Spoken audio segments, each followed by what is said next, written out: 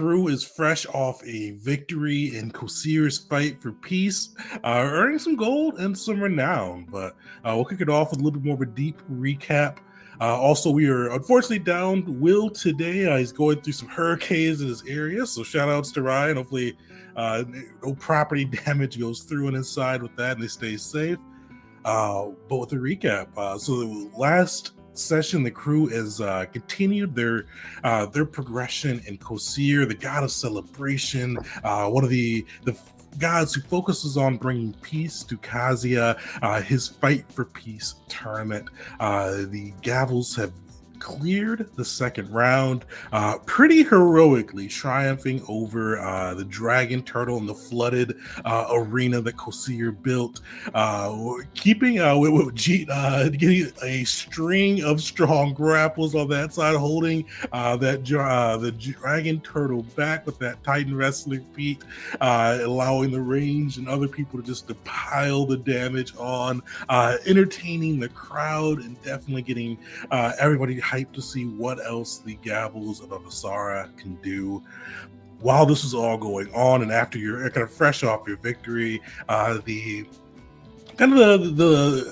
leaders of the followers within the Gavels worked their magic, recruiting more people into the faction, kind of going over the virtues of what the Gavels can do, your mission, missions within Kazia, how you're hoping to bring peace to the world as well, earning a number of recruits that will assist the Gavels as they expand. And one of the nice things too is when you guys get to downtime, you all have 13 faction members now. So you all are, was it rank 4 or 5? Rank 4, I think it was.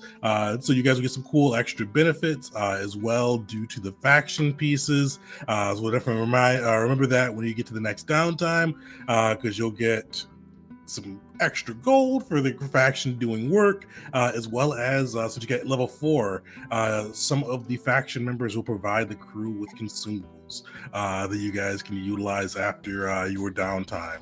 Since you guys are expanding, getting some more resources and making him a bigger name for the Gavels of Avasara.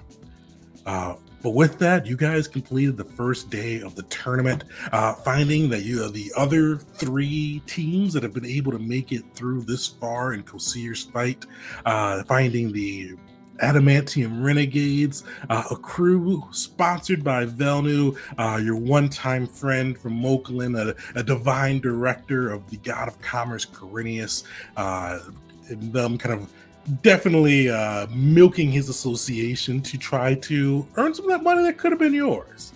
Also, you found a kind of a group that seemed fairly untouched after the fights of the day. They were in these purple and silver robes, wearing silver circlets. The children of Nialo, followers of Zexus, the god of Psyche, who were kind of almost awkwardly standing amidst the crowd after surviving the fights.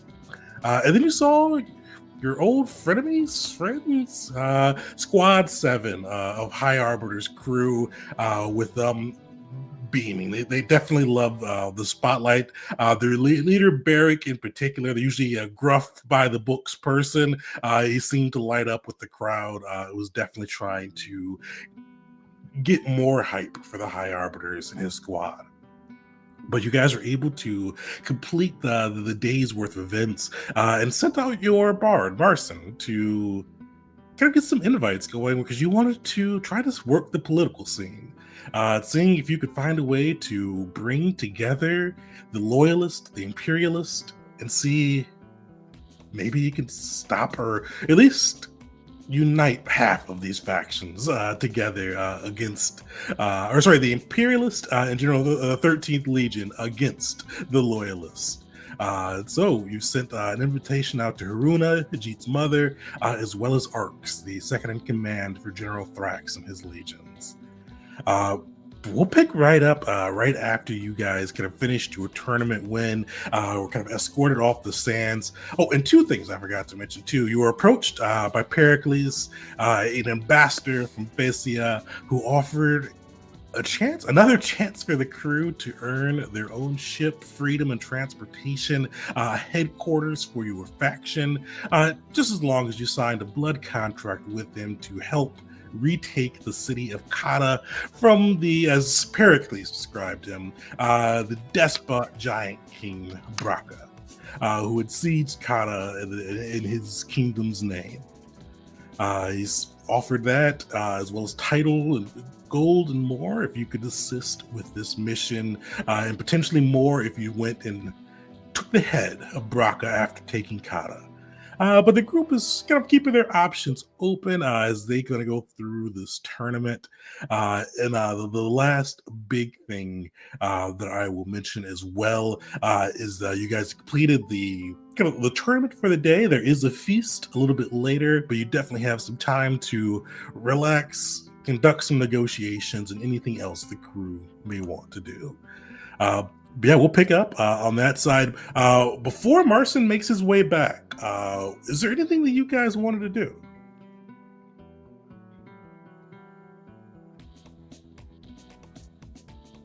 Perfect.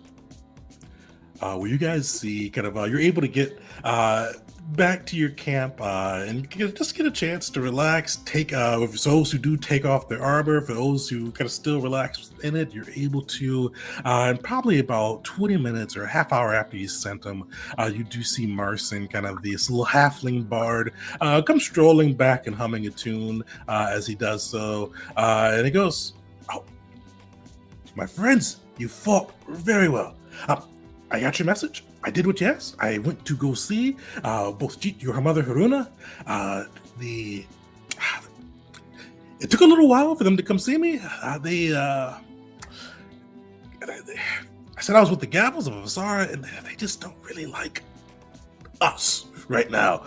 But maybe that'll change. But eventually, your mother did come, and I told her to come by the camp to speak with us, and she said that she will come shortly before the feast. So she'll come. I did see a little bit warmer of a reception at the General Thrax's Legion's camp. It wasn't warm, I would say, but still less chilly. And one thing, I don't know if you all know, and I'm not sure if it's kind of odd that I got to see it because they stopped me outside his camp, and I got to see as the messenger came to meet me. It looks like they were escorting somebody out the other side. And I recognized that man. I saw him when we spent some time at the Burning Dragon Monastery. It was the first flame. He came with a cadre of his flame knights, and I don't know what they were speaking of, but he seemed friendly with Arx as Arx was leading him outside the camp before Arx came to meet with me. Thought I'd pass that on to you all. Oh, thank you, Marcin. Well, we knew he was here. He did reach out to me. But this is also good information. And Arx did agree to meet. He seemed, he kind of said, what new joys do they have in store for me? But he said he'd be there.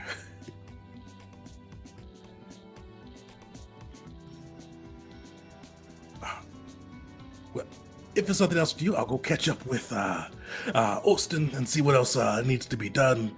But if you need me, I'll be here. Thank you again, Marcin. Well, I guess now there's nothing else left to do. I mean, outside of all of the activities I'm sure will be available to us in Kosir's stay. But for this, the thing that decides where we as the Gavel go forward, how we go forward, just go and meet up with him. Oh, it's just too bad that flying around in all of that cold water made Will catch that cold. I'm sure he'll be ready tomorrow.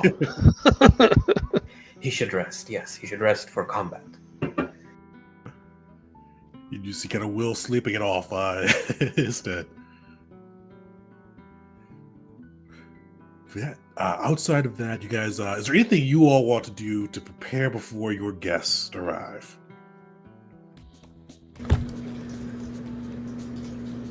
Gee, do we have any chance of succeeding here? At total success, no, absolutely not. But this is about planting the seeds that might one day bear fruit. I need.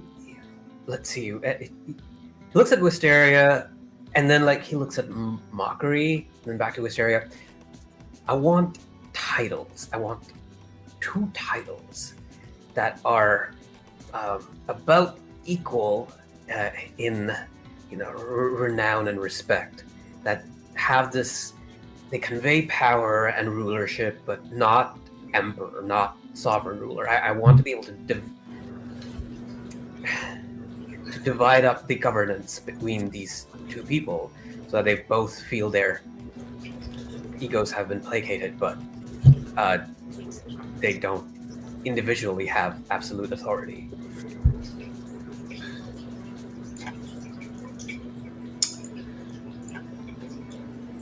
In this kind of new structure you're thinking about, is the return of the Emperor a possibility, or is that something we're not?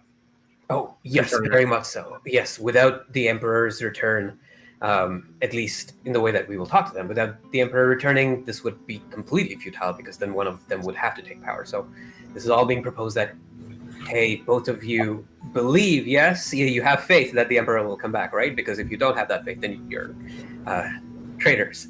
So you have to have that faith, and because you have that faith, because you both are so faithful, we can divide up the interim governance until the Emperor returns. I mean, one thought I had is the left hand and the right hand of the Emperor. Ooh. I like that a lot. It also conveys that, yes, they're acting on the Emperor's behalf. So the Crown Prince would be the right hand, yes? Because the right hand is favored. If you're looking for true equality between them, and Etarians tend to favor the right hand, then maybe that might not be the best way to go. But maybe if we can spin it as something like, I guess it's like, what would be their responsibilities if it's one is in charge of military and the other in charge of organization or something of that sort. Thinking about Ateriz's and Thrax's specialties, I guess. We could say that the right hand wields the blade and the left hand pens documents. Carries the shield. To that sort. Oh, the shield. Yes, that's a good way to put it. The shield hand and the sword hand. We don't even have to go with left and right, because unfortunately you are correct that the left-handed are not favored in our society. We do try to beat that bad habit out of them. So, yes, the sword hand and the shield hand, or the strong hand and the scribe hand. I'm not good with titles. Both of them do have military leanings, so I think they would be more amenable to just the sword and shield of the Emperor. What purpose is a sword if the one who carries it has no protection? What purpose is a shield if it's incapable of taking down its enemies? Oh, this is wonderful. Mockery's finally gonna speak up and just say, should I leave at this point? I feel my presence will, as I said before, only hinder. But if you ask me, I will stay. I'm just unlikely to say much. My worship definitely does not paint me in a good light here, and my prior words in our last political endeavor. It is true that I had requested that you leave, but given that Will is indisposed right now, and also given the fact that the High Prince himself is not going to be coming, it's just going to be the 2 advisors. Yes, I would like to request your attendance now, if you would so oblige me. He'd give a grin, but you can tell he is nervous as hell. I would nudge him and just say, like, just don't try to duel any of them, okay? Not this time. Not this time. I've had my fill of fights. I- And with that, you do hear kind of a call out from Beshnet, and he goes, Commander Arx has arrived a bit early. The Russian said that you were supposed to arrive in 20 minutes. Maybe you should wait. You hear Arx just kind of, he just gives like it's a cough, but very, you can almost tell it's a sarcastic cough. He just goes, Oh, I bet he has more proposals for us. Let him in, Beshnet. okay, people should be punctual. You do see Arx come in and he goes, well done. When I first encountered you all, I did not know you would triumph over a dragon turtle. Maybe you guys have missed your calling. I mean, would-be diplomats or tournament champions. But who am I to say? Thank you for those kind words, and thank you twice as much for accepting our request to this gathering. I couldn't miss it.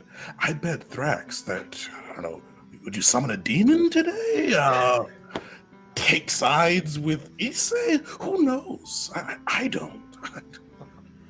Mockery looks insulted at both of what he just said, especially the Issei bit. But as I've always been a curious one, and we've had good dealings, or mixed dealings in the past, I thought I owed it to you to hear you out. And I thought it prudent to arrive early. Just, well, you know why. You know. Well, since you are here very punctually, what would you like to eat or drink? We don't have the all of Atarian cuisine available at our fingertips, but Kosir is providing, and Beshnet will, I'm sure, fetch you whatever you need. Well, I did hear the pleb speak of this mochi that your chef can make, so I guess I'll take some of that while I wait. Perfect. He actually had a lot left over. You kind of see him smile, and he goes, well, I do have a bit of a proposal for you, but I'd like to know why I'm here first. Well, it turns out that for once, Arx, we also have a proposal for you. Ooh. Tell me Now, well, now it would be a little too unfair to reveal the entirety of the proposal, but before all parties have arrived. But it is all parties, yes. But it is interesting and curious to see the way this not just an incipient, but at this point burgeoning civil war is unfolding, wouldn't you say? Well, we're doing quite fine. We're strategically placing our resources and doing good for the people while we do so. Mm-hmm. Mm-hmm. But as I'll wait for these parties to arrive, and while we're waiting, I'll give you my pitch. Thrax, for some inexplicable reason, even with you failing to bring him the Emperor, even with you nearly jeopardizing his relationship with the mercenary company, the Fallen Sons, And yada, yada, yada. He likes you. He heard that your own clan, and the Imperialist will say, may be putting a bounty on your head at the end of this tournament. He thinks that would be a waste. And on that point, I do agree, especially after your theatrics in the arena this afternoon. We would like to continue the work we started with you. Thrax is sending a delegation to the wastelands of Ada. He wants to remove the scourge of the Arisen. In Agnijit, I'm sure the First Flame will eventually approach you with this as well. But the Flame Keepers are going to sanction the mission due to the unholiness of these undead cretins walking around. We think you can do good, stay far away from the politics of Eteria, and keep your lives.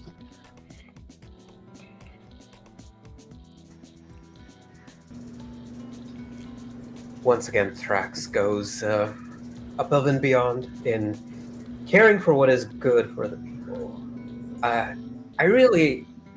do genuinely admire the partnership that the two of you have, where his is the drive to make sure that the people are taken care of, and yours is the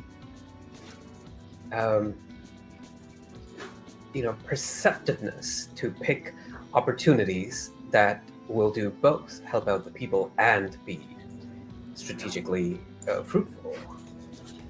And in the same manner, this proposal that you have, I think the group would consider it a noble, worthy one, worth attempting, and it gets us out of your hair. So it seems like it is one that is worth considering, and then he turns to the rest of the group to see what they have to say. I mean, Ark, you presented us this offer knowing full well our current position in the minds of the people of Eteria. This would certainly add to Thrax's reputation as a savior and champion of the people, as well as increasing his relationship with the Flame Keepers. But you haven't gotten to the most important part, which is what's in it for us. Well, firstly, you'd be under Thrax's protection, which doesn't do much when you're fighting undead, but does make them think twice about sending assassins directly after you. And you'll have some friends. We could definitely arrange for some gold. We've come into quite a bit after taking out the pirates, and we'd be happy to pay you well for your efforts and help you begin to rehabilitate your image within Eteria. Because when a tournament win, we'll go far. Well, you know what the score is. What of transportation to Ada? I assume we'd be on the ship. Would we captain it, or would it be captained for us? What would be the model of the ship, if I may so ask? Well, we would allow you to ride in one of General Thrax's warships. He'd bring along some of his sailors. They would command the ship, but you would have your own space within it. You and the rest of your company.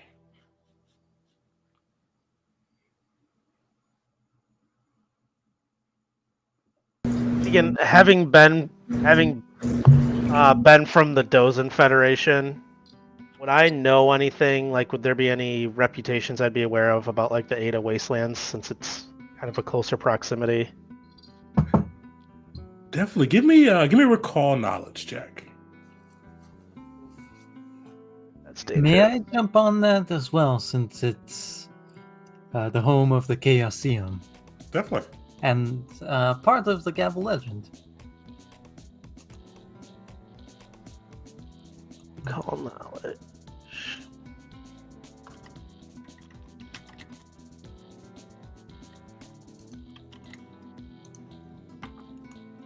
I roll?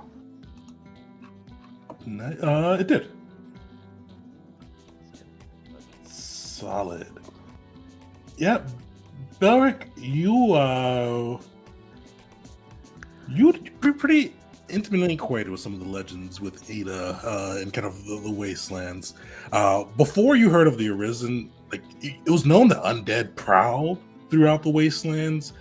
They thought they were mindless undead, mostly zombies, undead creatures, and things like that. They're just the conflict between the infernal gods, the hands of Thana, the goddess of death, and some of Corinius' own forces during the infernal invasion just left this like untamed magic vortex, pretty much, that has like permeated the land, which they believe caused this undeath. It's well known on that side. It's one that the Docent Federation has tried to send people to retake it and try to cleanse this magic, and they have failed. The Hands of Thana have even sent a hand or two to try to clean it up, and they'll clean it up for a time, but it just seems to revert back to its state. It's the last 1,000 years it's been untamed. Mockery, you don't get as much of kind of the legend there, but one thing you do get, and it's kind of one of the reasons people do think it's untamed, is because Shinzo built his floating coliseum above it, relishing in the chaos that pretty much permeates that land. And some say that Shinzo holds the curse, even though he didn't create it. He sustains the curse. Others say it just has naturally occurred, and he finds it amusing to put one of his temples in the mortal world so close to something that just naturally creates its own chaos. Even the scholars haven't been able to figure out which is which. Fitting for Shinzo's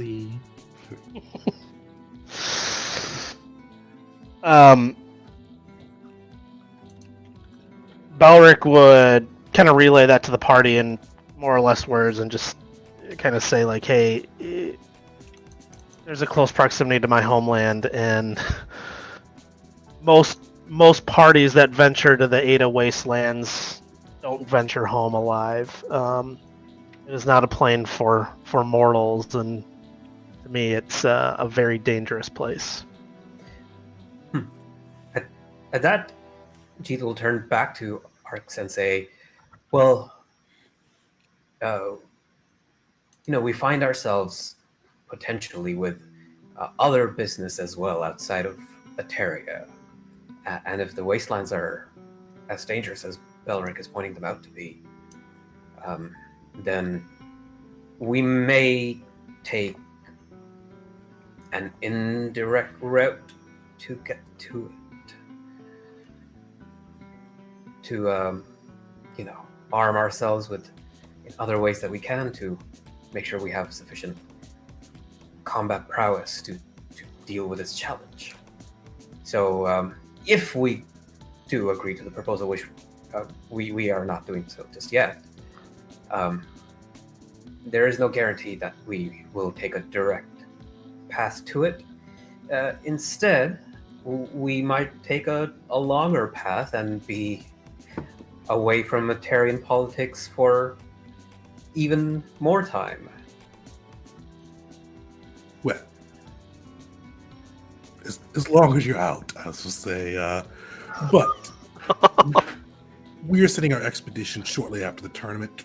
Thrax wants to announce it, so the people know that while the Arisen have attacked us, and while you have played a strong hand in eliminating that attack, the Eterians, we do not take blows from the outside. We don't squabble amongst ourselves while the true threat lies. So we're launching immediately, but if you cannot make it, you cannot make it. But if you do decide to sail with us, we would, if you're able to successfully clear the Arisen threat, 3,000 gold would be yours to do whatever you lot do with your gold.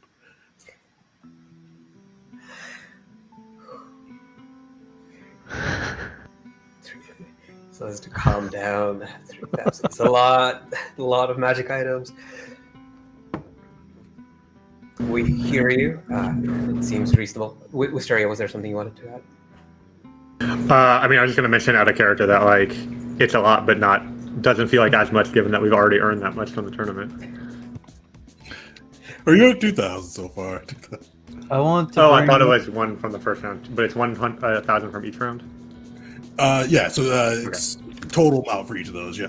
I see.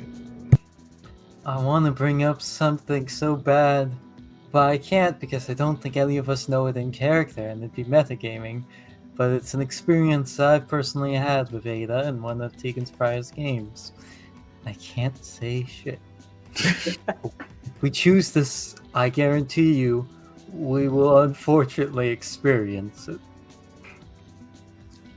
I mean, we were all in the one shot, right? Level 1 Pathfinder one shot. Or some of us were, I guess. Stereo and Ryan. What Bark was into? Yeah, it was rough. It was rough. We barely escaped with our Right. tail between our legs. Burger wasn't in there. I think he's talking about a different one. I didn't know you also experienced Ada. Goodness me. Just in case, I still keep my mouth closed. Well, G checks the time and it's getting closer to like the actual appointed hour. Bringing the topic of discussion a little bit closer to home. You know, it's good. It's good that you have increased coffers, deeper pockets now. You have the favor of those that you save. All of that it's very good. But is it power? Is it like the kind of power you need to rule? I mean, as much as it might hurt you to agree to this, but I hope you do, that in our empire, the nobility still holds power.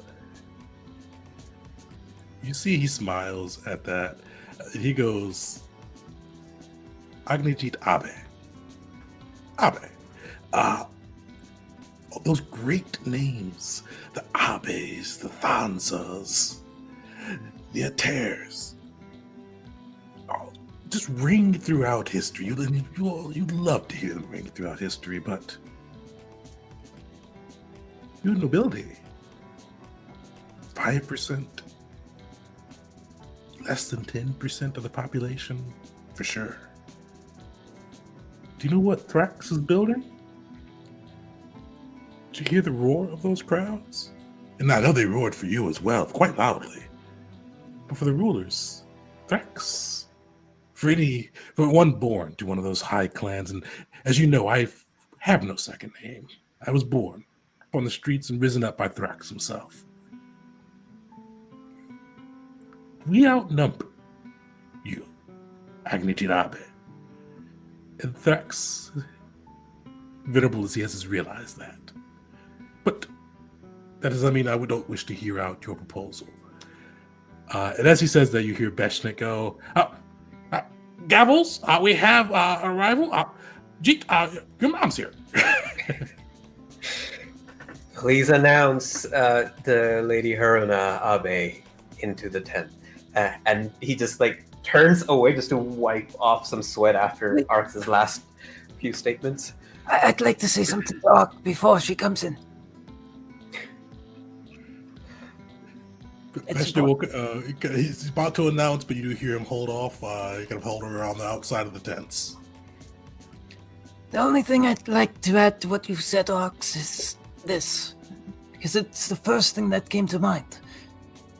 The Emperor was once outnumbered by the entire world, but from his hands came an entire nation.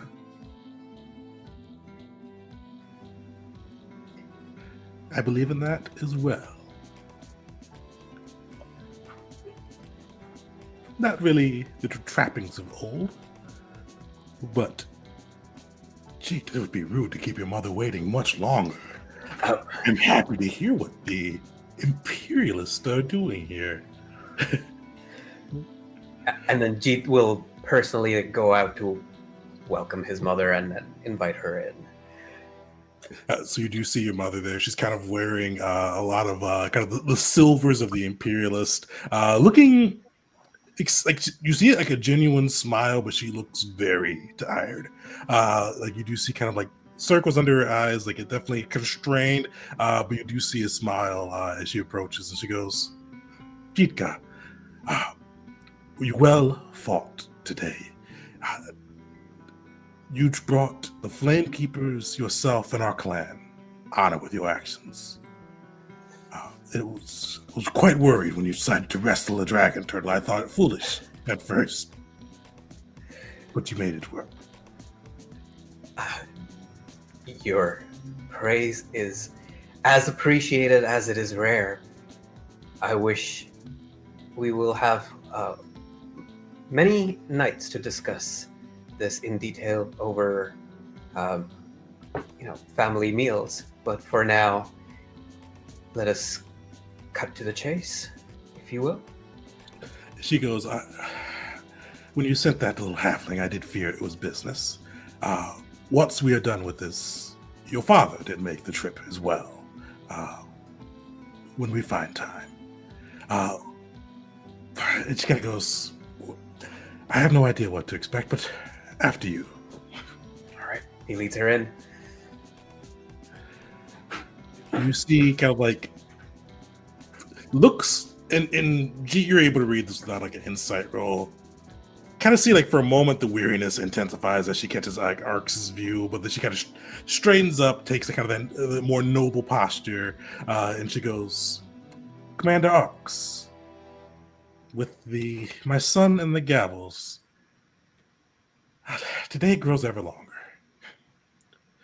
You see Arx go, "Oh, Lady Haruna, they have a proposal for us. That's it.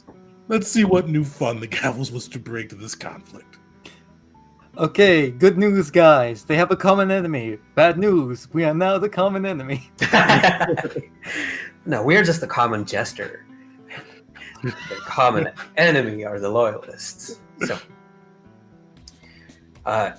everyone takes a seat. Jeet will stand and make his case.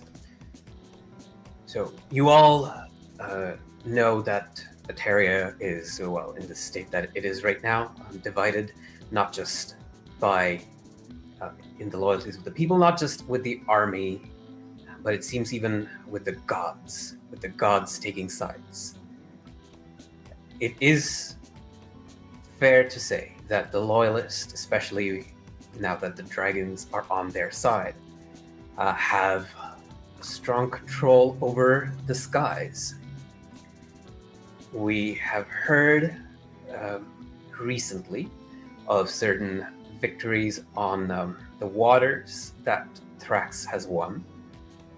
And we have heard other less fortunate news coming from the Imperialists. And while Thrax's renown grows, there is a limit, perhaps, from our perspective at least, to the amount of military prowess that he has under him. The 13th Legion alone cannot take on the Imperialists, the Loyalists, the dragons, and the... Sorry, I want to say golems. The terracotta. Oh, that's the Imperialists have a terracotta. Yeah. Yes, yeah. So and the dragons and Senso's terracotta. So the Loyalists have the dragons, the Imperialists have the terracotta soldiers. Yes, yeah. So Thrax alone cannot take on all of them on his own, or at least so we believe. Perhaps Arx knows otherwise, perhaps not. And then he takes a seat and he says, "The Emperor is missing, but the Emperor is not gone. And the Flame Keepers and the Gavels and also perhaps Squad 7, we all not just believe that the Emperor will return, but we are taking action to ensure that it is so. And as such, it would be nice if the Emperor did not return to a burning, empty empire that had destroyed itself. So, given where we are today, is it not possible that there is a potential co-regency possible, that the talks of which may begin here under this tent? The nobility and the people, the bloodline and the military prowess, and the favor of a god, all aligned together. Is it not possible? And would that be like point to the two of them? G, give me a diplomacy check. All right. Ready to use all my hero points on. Yep, Damn. that's a hero point. Yeah. Yeah, okay, good enough. Not, yeah, good enough. You do see that they both kind of listen kind of rapidly. Haruna is the first to speak, and she goes, "As I've said, my son, we would like to have General Thrax bend the knee and come. His military expertise, unrivaled. If we had him, War Master Akko, all serving the prince, we could end this war, even with their dragons. But I'm not sure the prince or his mother will look fondly at a co-rulership." And you do see Ark's gonna go, "Well said, Agnijit. I do have to concur with your mother. Thrax, I don't know if you caught his words at the demonstration. He did call him a young pup, a young cur, something to that effect, describing our young princeling. Wet behind the ears. There we go." But I'm very interested in hearing more about this. Because, let me pose you a question, Teet. You want us to come together. Outside of coming together, what are your goals for us to be together? Is it a must-have to have the Prince and Thrax ruling together?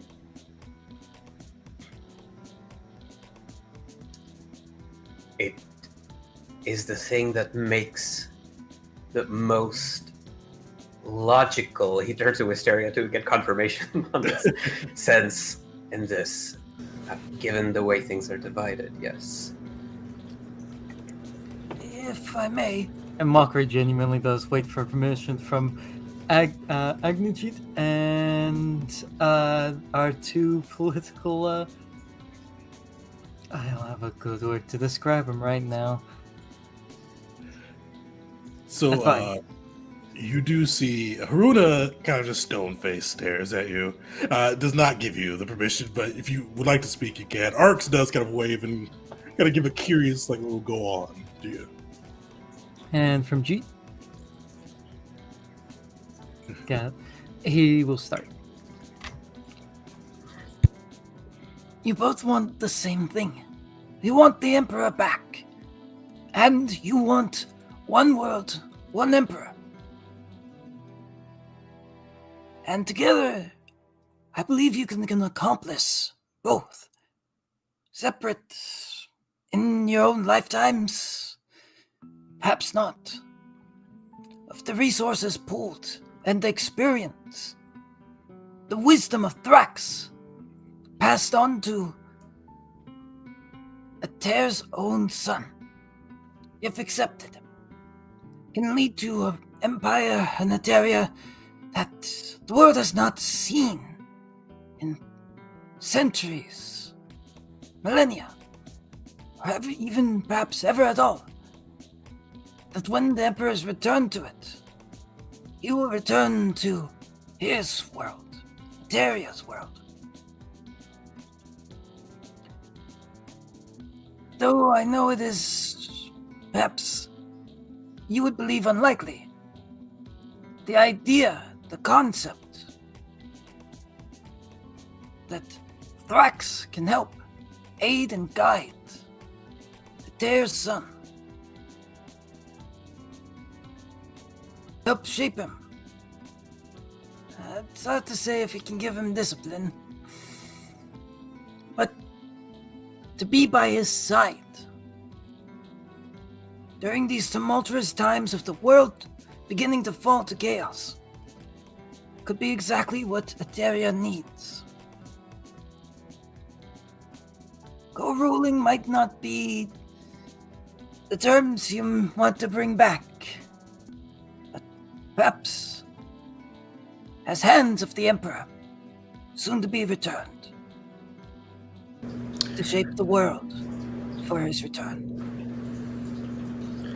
And should you even consider this opportunity we were describing, it's not solely on each of you to convince your factions to join us. We all, in gesturing to the gavel, we all seek this cooperation among your two factions, and we want your help in figuring out the best way to make it happen.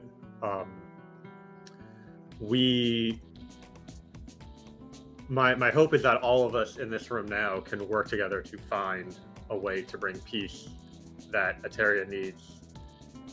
The two of you knowing much more about your respective leaders than any of us. But we, as you've seen in the tournaments, we have many skills and many capabilities, as do each of you. And with all those skills brought together, I think we can do something unprecedented. Perfect. One of you three, give me a diplomacy check. I know, luck-wise, it's probably not best for Mockery, but Mockery's got the plus 16. Go for it. Oh, yeah.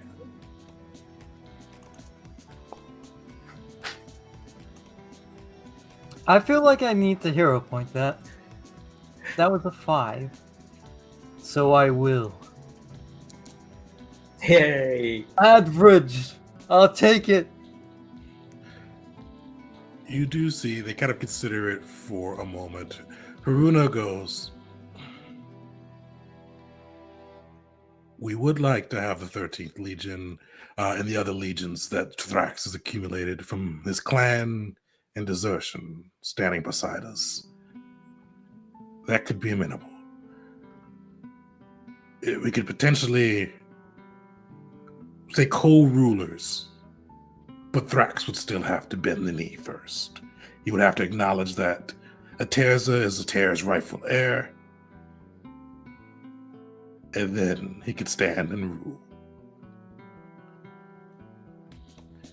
And you kind of see Ark smiles at this, and he goes, "With that will be challenging. I would like to pitch something else. Atera, you've met Aterza, right? What did you think? Don't blow smoke up my scales.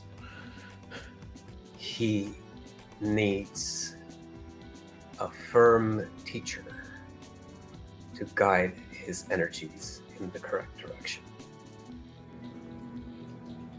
I agree. He has much potential, but he's right now. No offense to you. And he'll turn to Jeet's mother. His ego is larger than his wife. Haruna keeps a stone face. Arx cracks up. He goes, well said. I honestly think he should just fly his wyvern and stay out of this. But Arts, don't you know more than anyone the value of having Frax helping you become a better person, more capable? Imagine if he did for Aterza what he's done for you, and you'd be along there sharing your skills with him as well. Thrax and I grew up together. I uplifted him, he uplifted me. Terza, talented warrior. No one is dismissing that. Brilliant Wyvern rider. Bit of a royal prick. I propose Thrax, the Clan Thanza, the 13th, and it probably won't, all the Imperialists won't go for this, but maybe Clan Abe. We partner together. We expose Prince Aterza, show his lack of discipline. That is not happening. He'll interrupt to cut him off. Just because... no, he'll actually say it. That is not happening. By suggesting that you question the honor of Clan Abe, of myself, and most importantly of my mother here. That is not happening. That is not currently on the table. Oh, sorry, I did not mean to be so sharp. But it's clear that... Wisteria, you wanted to say something. I was just thinking, Jeet, you're protecting your clan's honor is so strong to you. Would you let Ateria fall to protect your honor? It would not sufficiently empower Clan Zanza to... It would not sufficiently empower Thrax to just have our clan defect, and it would be a black mark on our clan to know that we defected and yet we continue fighting. And then there's just the matter of honor, which we still hold to. Look, okay, so it is clear that as matters stand right now, both of you believe that you can win without the other. So, perhaps the goddess Power doesn't actually know what's going to happen in the future. Maybe the burning down of Ateria under civil war is not entirely written, or so you think. But what I would like to suggest, at least here, to just leave you both to consider, if you could, as a favor to, well, not the gavel, to me personally, is to keep a channel of communication open between the two of you. It does not have to be official.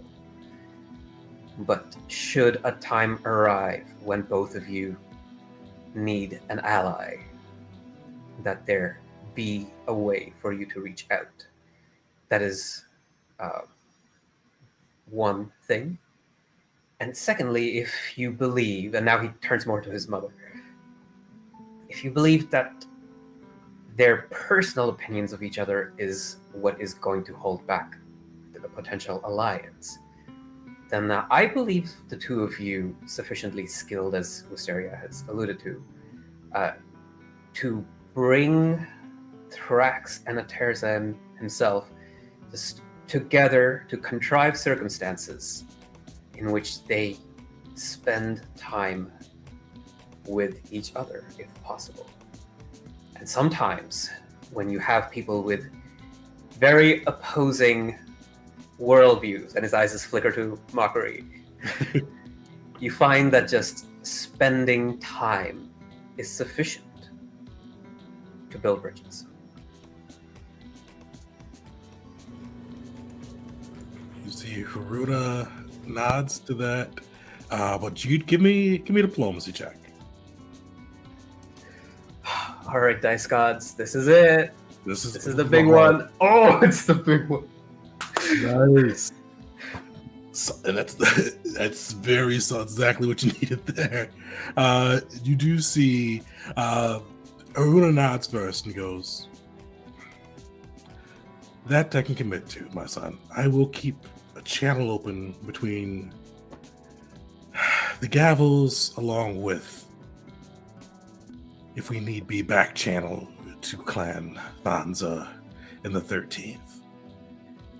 And if things turn worse, we can discuss and see where we can find our common ground. I will promise to that." And Arx does agree as well. He goes, "Well, that is not too much to ask. I will stay in contact with the both of you, and as the winds change, or if they change, I do hope we can work together, with no dishonor involved, of course. But I do think that once you get a chance to see what Thrax has planned, the winds will change."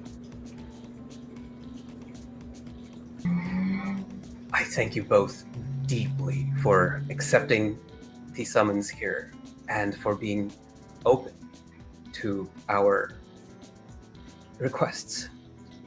And he does a deep bow, almost head touching the ground, and then stands right back up. They both bow in return, kind of not as deep, but definitely kind of a deep and respectful bow. And they go, and you see Arx say first, "Well, one thing I'll also promise too, I will bring Thrax this offer to co-rule.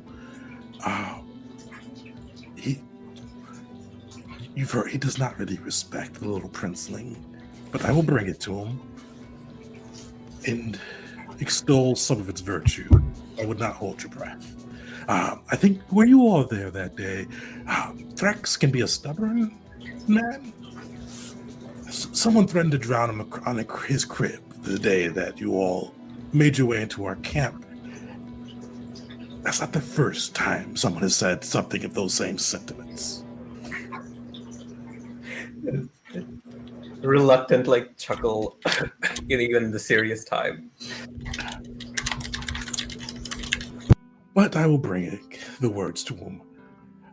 You see Haruna says, "I will as well. I will let Lady Akina know. I will share some with the prince, but I'll first take counsel with the lady." We leave it to your best judgment. You see Ark kind of goes, "Well, I was half hoping that you would summon a demon, but I must way back to Thrax. Kosir's feast awaits, so I will see you there. Once again, congratulations on your tournament win. Do you not know who you're fighting next?" The adamantine mercenaries? He looks for Renegade. information. Renegades, yes. Yes. And you guys, I thought he was your friend, by old Velnu. When he first came to us, you guys were he's all extolling your virtues, but he's been rather quiet upon you as of late. But I look forward to the match. I think it'll be most entertaining. Personally, I think he gave us a gift. There's a black tusked fight, a giant, many a great opponent. You see, he actually does give you a nod of respect. He goes, "After I saw you fight the general, and as outmatched as you were, you kept going. Fruitless battle, but I still respect you for trying to fight it. I look forward to see how you fare against a giant." Malker is smiling at the praise. Runa, you see her shake her head. You hear no insight roll. She could tell she just does not really care for Urks at all. And she kind of goes, "Agni, it was good to to see you. Good fight. We will come find your father and I later. And you see with that, she kind of like takes off from the tent. Just before they leave, the last couple minutes, like Wisteria, she kind of seems like frustrated that they haven't had a better, more agreeable solution. And just as they're getting ready to leave, she suddenly stands up and she says, "Wait, when the Gavel wins this tournament, we're going to ask Corsair for one more match under his divine blessing. Between the Gavel and Thrax and Aterza fighting together against us. Know that this won't be a battle of us trying to defeat them, but a chance for them to fight together against a worthy foe." You see, Arx goes, Thrax does love a good fight. Mockery, do you have warfare lore? Or who has warfare lore? I have it. Roll me warfare lore. Do you have that, Mockery? Unfortunately, not yet. Give me a perception check then. You don't have to make it hidden. Perception. Oh no, I'm not good at that. 11. Well, so you guys get varying degrees of this. Mockery, Thrax beat you down pretty hard, but you've gotten stronger since then. I don't know how Mockery would view this. Thrax is fairly significantly stronger than you, but you've gotten stronger. I mean, I don't know how Mockery would contextualize that, but I'll let you contextualize it. G, you get a little bit of a better read. You weren't getting your head bashed in during this fight, but you still hard to read what Thrax's true potential was. But you know he wasn't wearing his armor. He was using a blade versus spear, and he still didn't look like he was trying his hardest. Mockery when Wisteria said that, he has for a second a look of pure terror upon his face because he fought Thrax and he knows. But after he said Thrax loves a good fight, it's like, wait a second, maybe we could give him a good fight. Hold on a moment. This is the plan. Hopefully that'll let them see fighting together what they're capable of, working together. And with Corsair's blessing, there's no chance of danger. And if it doesn't have the outcome I hope for, then that's no skin off your back. Just Well, that isn't an unmerited solution. I do have to ask. These are two potential rulers stepping into an arena. And true, they may come together. And far be it from me to say your capabilities, but we don't want anyone to be looked embarrassed. And while Thrax, of course, won't be embarrassed, the potential still lays within. Kings don't enter arenas. Well, it's a good thing there's no clear ruler of Eteria yet. It's also a good thing that Aterza has already been taunted by one of us. And maybe a little more eager to take this fight than any other ruler might. It looks at Mockery. That horrified look again as he just going to quickly say aloud, He's not bringing his wife in there, right? Right? You see, Ark shrugs, Saruna goes, he and his wyvern are bonded pairs, similar to Belric and his bear. yeah, Mockery has all drained of color, wide eyes. We can meet the challenge. She goes. Thrax goes, or Arx goes, well, if you win the victory, and you convince the god Corsair, I will let Thrax know it is in his best interest to compete in front of the people. Thrax will want a total victory, and I'll let you figure that out. And he does. And with that, Arx spins away.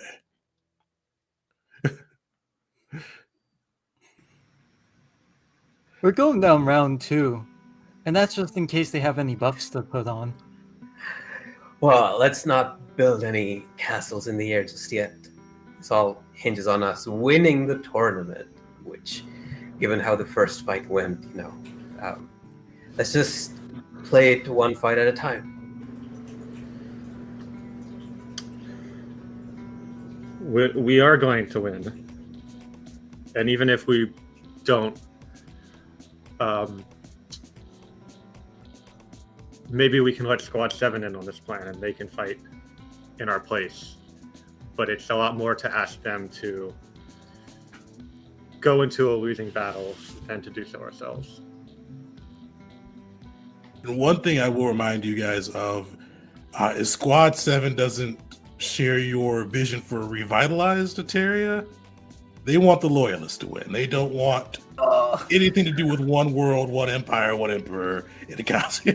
Wait, they can fight for the Loyalists. they're just being good arbiters. All right. So we tell Squad 7, we've primed Thrax and Eteria to work together, but if Squad 7 beats them, that'll be the crowd will favor the Loyalists. It's a Loyalist victory. So all they got to do is just beat a general and the High Prince. Once both of our dignitaries leave, immediately G2's been just his most noble posture, and in the end he just falls flat on the ground and lets out a big sigh, and smoke comes out of his mouth.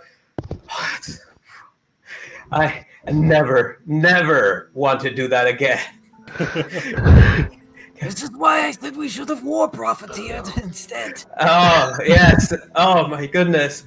Oh, screw all of my oaths. Let's just go into war profiteering next, just so that I don't have to broker peace between two warring clans ever again. Ever. Oh, I mean, if you're on board with that, that makes at least 3 of us. Oh, no, I was mostly jesting.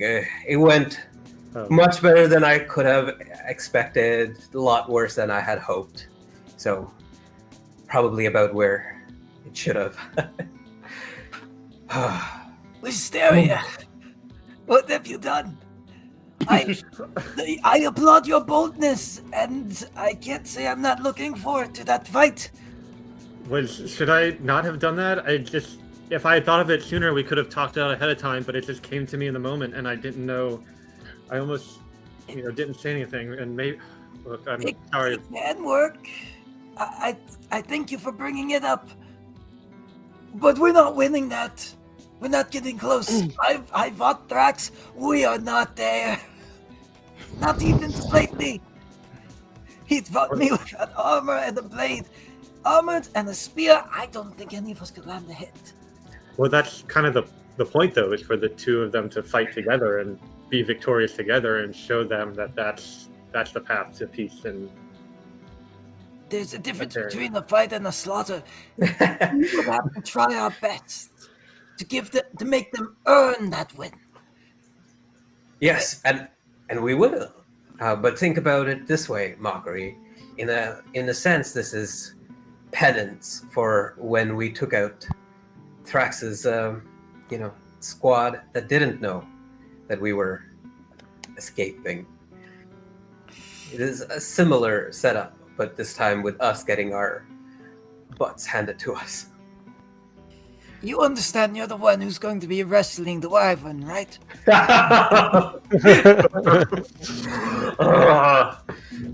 You're going to have to hold its wings so it can't fly, because I don't believe any of us want to get picked up by it. All right, you know what? Yesterday I would have said that's too tall of an order, but today, after a dragon turtle, I think I can.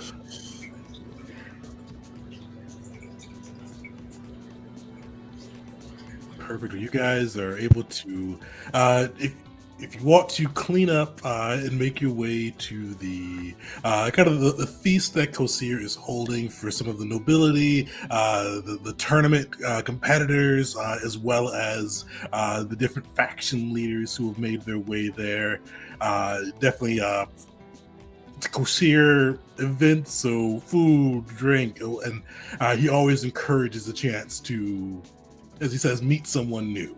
So you guys are able to attend if you would like. Absolutely.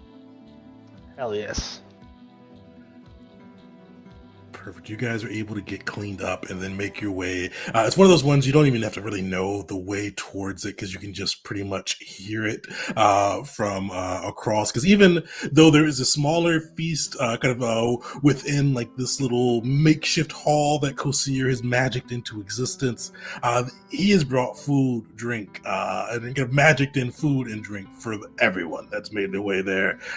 From the lowliest peasant to the landed knights to the competitors who didn't make their way there, everyone is able to feast, drink, and kind of enjoy the night as they kind of gear up for Kosir's day tomorrow. But you all, with your victories within the tournament, are brought into this feast hall.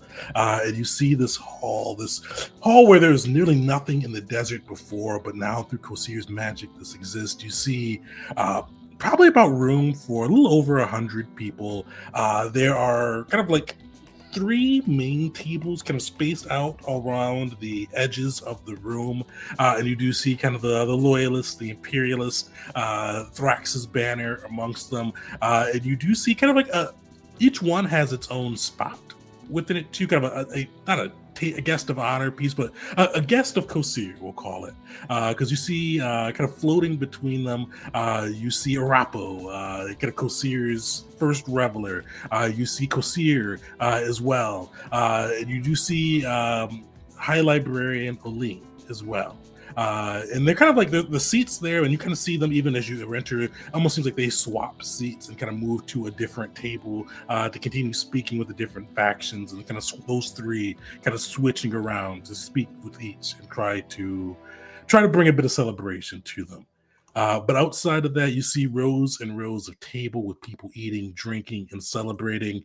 But one of the things that probably catches your eye right away is you see this orcish woman, deep green skin, a big great sword slung across her back, a scar on her left cheek, and all of you would recognize her as your old friend or your old connection within the High Arbiter, Spock, and she is rushing towards you, like stalking almost towards you, but you do see her kind of like stop short.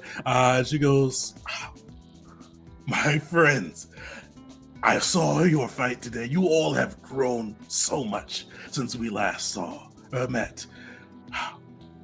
It is good to see you well. How have things been for you?" And for those who don't know, it's been a long time since you guys have seen, or we saw her through a scroll last time, but Spock was your connection within the High Arbiters. She was one of the ones where you guys mentioned to go on your own way, and she did encourage you to kind of go along with that, and even stop the High Arbiters or Squad 7 from trying to bring you back after your desertion as well.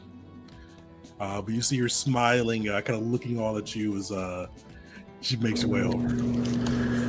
Spock, it's so good to see you. I'm surprised to see you out here, but yeah, I mean, the tournament's been going great. That's probably about it for us. We've kind of a bit over our heads here in Eteria. This war is crazy. Most of what we've been able to accomplish has been on the heels of Squad 7. But I don't know, I think this tournament might be a chance for us to turn everything around. I'm hopeful about the next couple fights, but also nervous.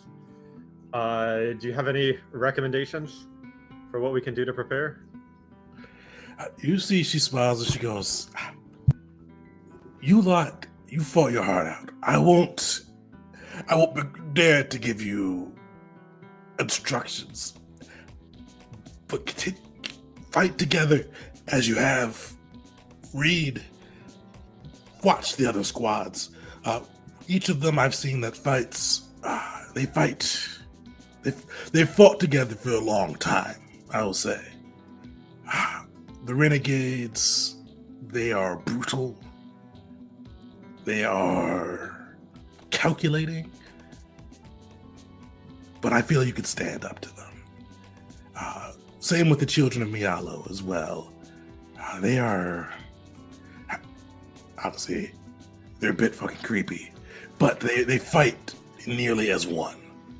They react before.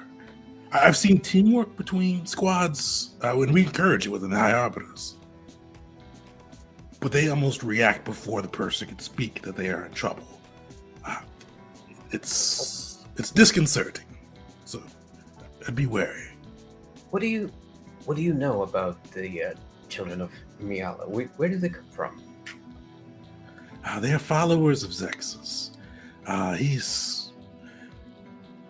He's trying to link the world, as he calls it. There's some rumblings. The Arbiters have investigated, but so far they've not. Outside of you kind of see sparkling in outside of the war between Zexus and Power on the astral plane. They have been very good about keeping the material plane out of it, so we've not interfered. But it's hard to tell outside of linking everyone and conquering the astral plane for Zexus what they truly desire. They've been very good at recruitment, though. For those who feel like they have no place in the world, their form of comfort, their form of togetherness can be a big draw.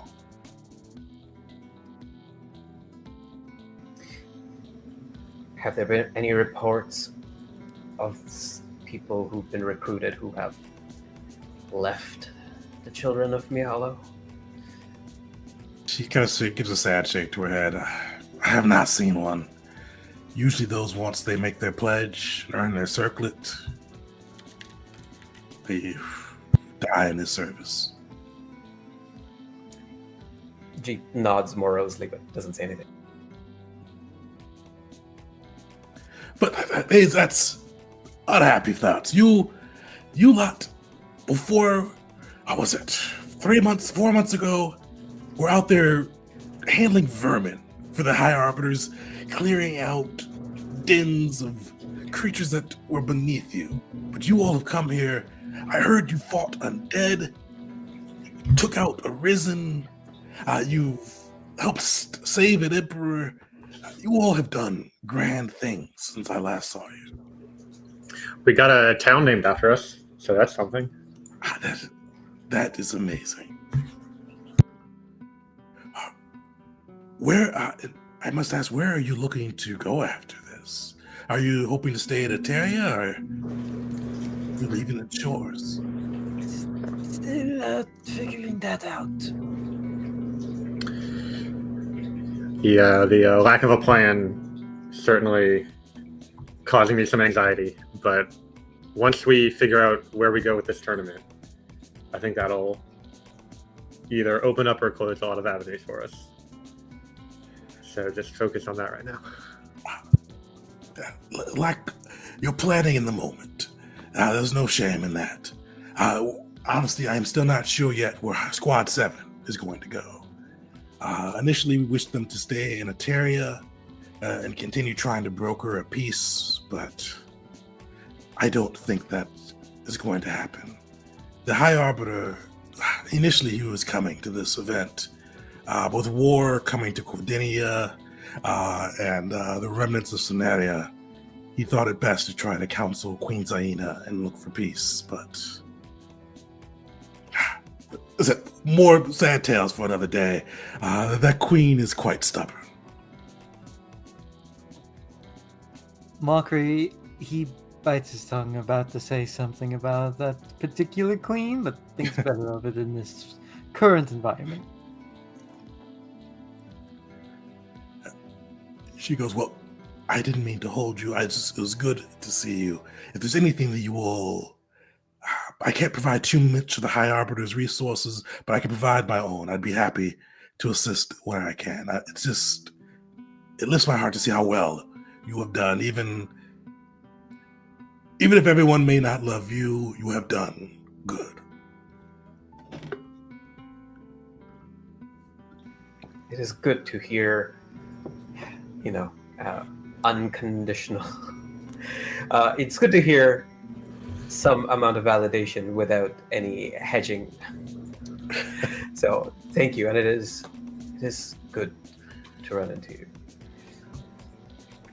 Oh, and did they tell you about the negotiation with Kosir this after the feast? Don't think so. Let me check my notes. Yes, if you wouldn't mind reminding us. Well, I'm not sure if you were invited, but I'm going to invite you. Squad 7 and myself, to represent the High Arbiters, were invited to a negotiation between Kosir and the 3 factions. He hopes to get them to stand down. Truth be told, I don't think his hopes are high. But you lot should come.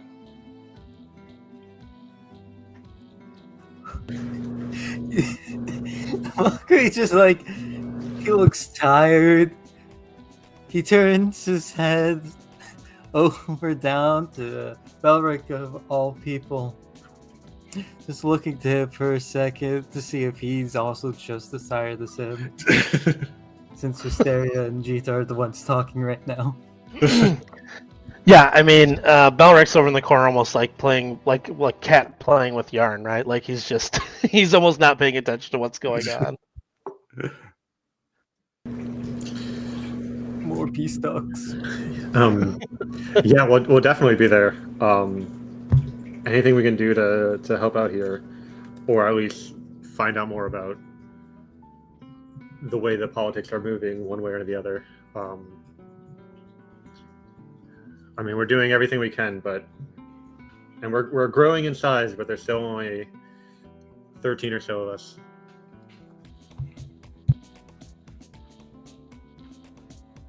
Well, you all are doing quite well, but I won't hold you.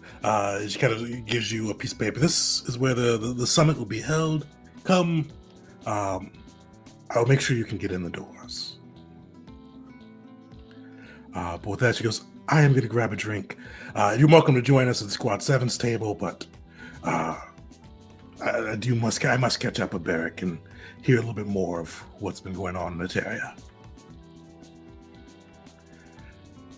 But yeah, with that, she does kind of walk away. You guys do see kind of the feast around you, some drinking games, all of this. And you do kind of looking around the area. Actually, everybody make a perception check.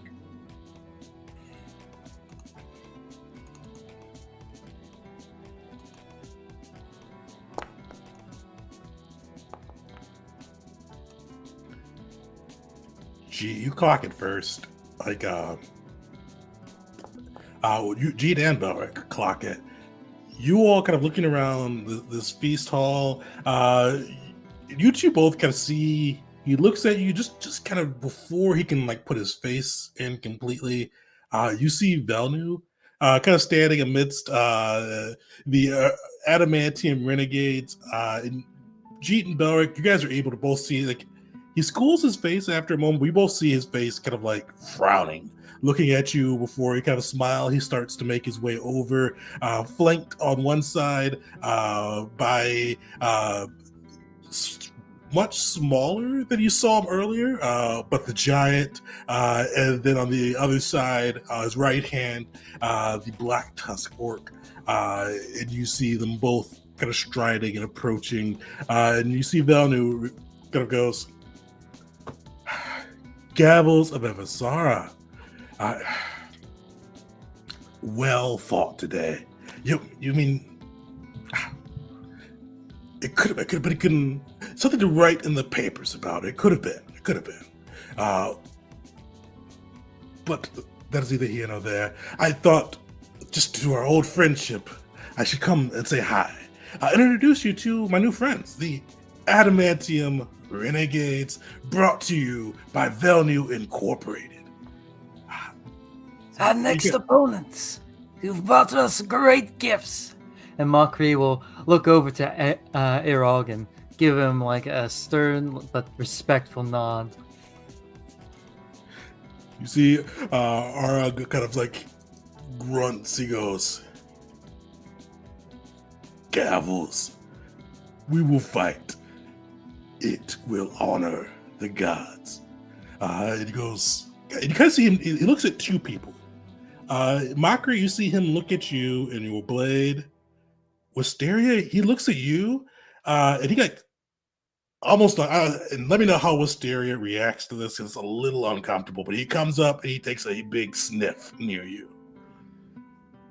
Like, well, how does Wisteria react to that before he says anything? Yeah, she'll kind of like. I mean, so she was trying to be very serious as Velnu approaches, and then Mockery's comment kind of made her like kind of giggle a little bit under her breath, and then he steps up and she kind of like, I mean, he's a full-blooded orc, so taller than her, and she like looks up and like stumbles back a bit, and her eyes are like wide, and she doesn't say anything, but you can tell she's definitely like uncomfortable with this. Here we go. Part blood. The announcers, they said your name was Hirngata. You just chose that name, right? You're a little scrawny for that name.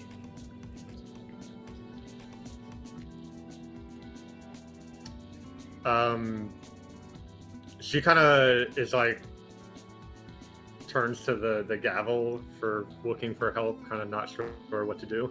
So Mockery will step in between the two of them and say, She is greater for warrior as I, for mine sharper than even my own blade.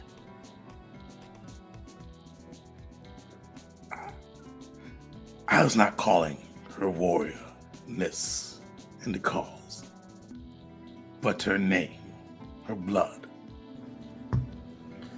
You're in Higgindata and you cannot speak for yourself. There'll be no glory in that. I'm not here for glory. I'm here to learn, grow, and make the Gavel the best organization it can be. Better than anyone in Mokolan, and she kind of glares at Velnu. Better than the Reavers of Tau. We come from all across Kazia, and our skills are complementary. That's and perfecting those skills and enhancing them is what I'm here for. You see Velna go, whoa, the sparks fly already. This will be an entertaining match. But you do see Arog. Mockery, he is splitting his attention, Mockery, between, especially you stepping up to him, like glaring at you, like he's puffing himself out right now. Between looking, like, he's glaring at, like, Mockery. You could, no insight roll necessary, no sense motive necessary. You see he's glaring at you, like he's definitely one he's a Black Tusk. He likes a fight. So he's glaring at you, curiosity at Wisteria, like in a little bit of confusion with Wisteria. And you see him eventually kind of huff and go, well, we'll settle this in the arena. I thought I would earn some honor defeating a hearing daughter, especially with your clan. Upending years of tradition and involving themselves in Messia's great clash. But it appears you were misnamed.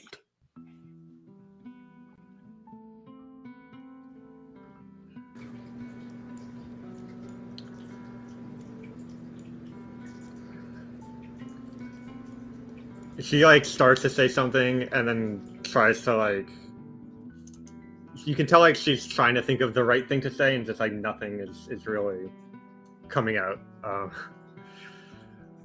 Black Tusk, Arog, kinsman to be. Too many words, too many words right now in a place of drink and feast. If we cannot duke it out with our fists, then it will be our livers to suffer. Let us drink and compete there. And there, Wisteria, her actions will show. Belric, Wisteria, let's out drink a black tusk and a giant. Keith, you win? Tonight, you have my constitution. And Mockery's gonna look to Velnu, and he's gonna look to Velnu hard. Though it may not be the official match, Adamantium Renegades versus the Gavos tonight. A drinking match for the ages. You're going to be there, right? You're going to be drinking with your team, right?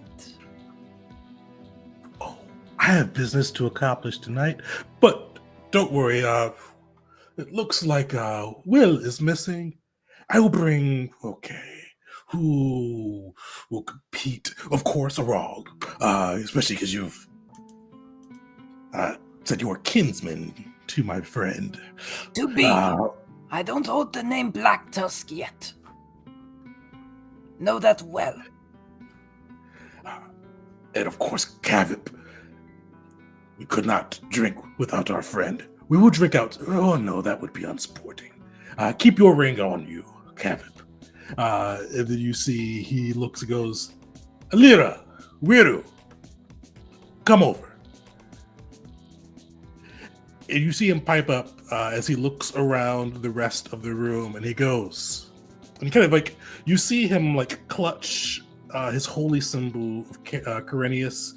You see it glow, and you hear his voice amplified, and he goes, Honored God Kosir, the rest of this assembly at feast, you will not need to wait 2 days to see the ferocious, the untamable, the unconquerable adamantium renegades versus the Gavels of Avsara. Today, brought to you by Velnu Incorporated, you will see them drink in honor of God Kosir in this fight for peace. Who will come out victorious? The adamantium renegades, storied mercenaries, or the people who need to be exiled from this country, or so on. Velnu, I'd say you wound me so, but we both know you could never damage me. Let us get to it! As you say that, you do see, like, you see his face drop again, kind of almost a little bit like just a quick moment, like a little snarl along his face. And you do see him kind of lean and very closely whisper to you guys. You just kind of see, he goes, I have not forgotten. Lord Cordaxon hasn't forgotten as well. I wish to keep our business friendly, but if not, it's not much gold, but it is more gold. And you see him lean back. Damn.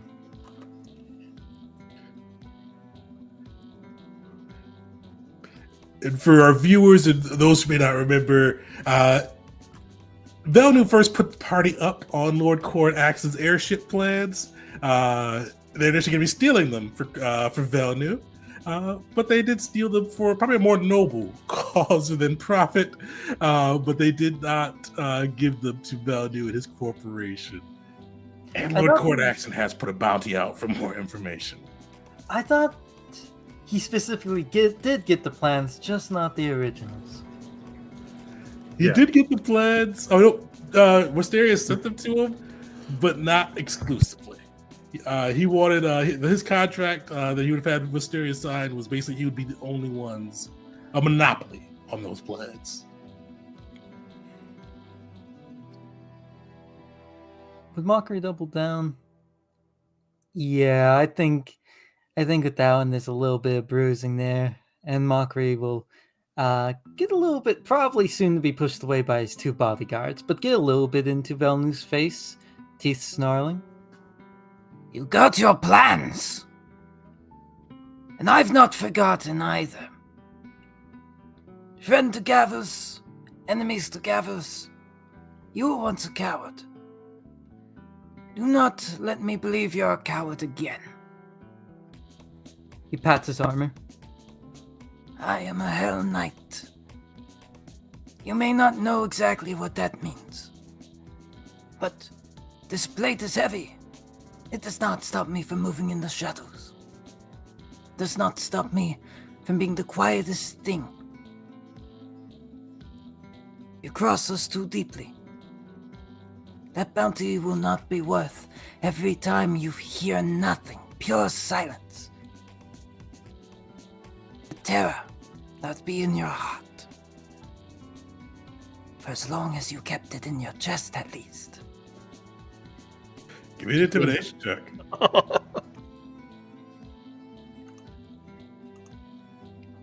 Down. Ah, shit. You see, Velnu looks a little shook, not completely fried, but you do hear a raw bellow out. It goes, "You challenge us to drink and then you threaten Velnu. Velnu is for business. You wish to be Black Tusk. Be for drinking or be for fighting. Otherwise, fall from my sight." That would pull mockery off, which,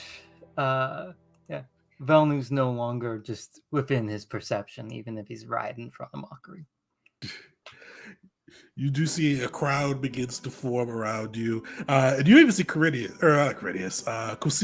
kind of like bowed up. You see the little halfling golden eyes glowing, a smile upon his face, a little bit of smile and relief upon his face as he kind of gets away from the diplomacy and heads over to a drinking game.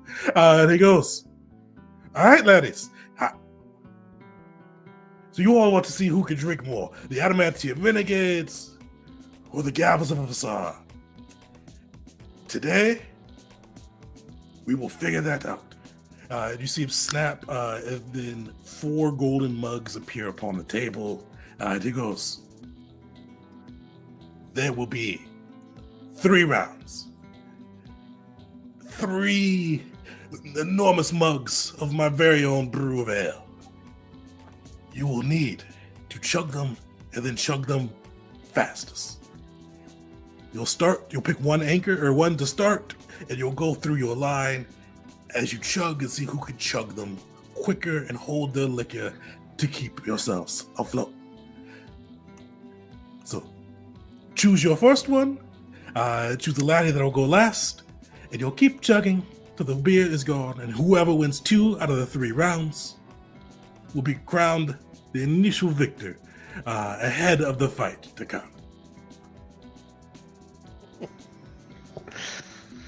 I can volunteer to go first. I think I might be the weakest link in our group, so that way Belric will know how much he has to cover for. Not at all, Jeet. I've had the sake from the Burning Dragon Monastery. And you can see Mockery's already got a cup. He's already inside. I've had it before. You'll do fine. The sake is good. The sake is strong. The problem is that I am a sipper, not a chugger. That makes 2 of us. I think Belric can go second, and then that would leave Syrian. I think we want Mockery as our anchor. Okay. Lore-wise, Mockery's good at drinking, and he's been pretty lucky with the rolls so far, so that's held up. He has a +1 constitution. Oh boy. So, with this, it is going to be, let's see, what will be the best one for this? Your choice of 3 skills for the skill roll. You could do athletics, see how well you could just chug that thing down. You could do performance, kind of how you're playing to the crowd as you get it down. Or you can even do medicine. to see if you've got kind of an anatomical trick to kind of drink it a little bit quicker. With that, the first roll you're making is that check. The DC is going to be 22. If you beat it by 10, on the fortitude save that comes afterwards, you're going to have a +4 bonus. If you succeed, you're going to have a +2 bonus. Same thing, if you fail, -2, crit fail, -4. All right, let's do this. He's gonna use athletics to just get it over with and like worry about the after effects later. So just raw, like go. And we are going to take a quick break. I'm going to grab a new beer myself, and then we will come back and see who can triumph between the impromptu drinking competition between the Adamantium Renegades and the Gavels. So everybody come back 5 minutes, and we'll see how it goes. I want to briefly say.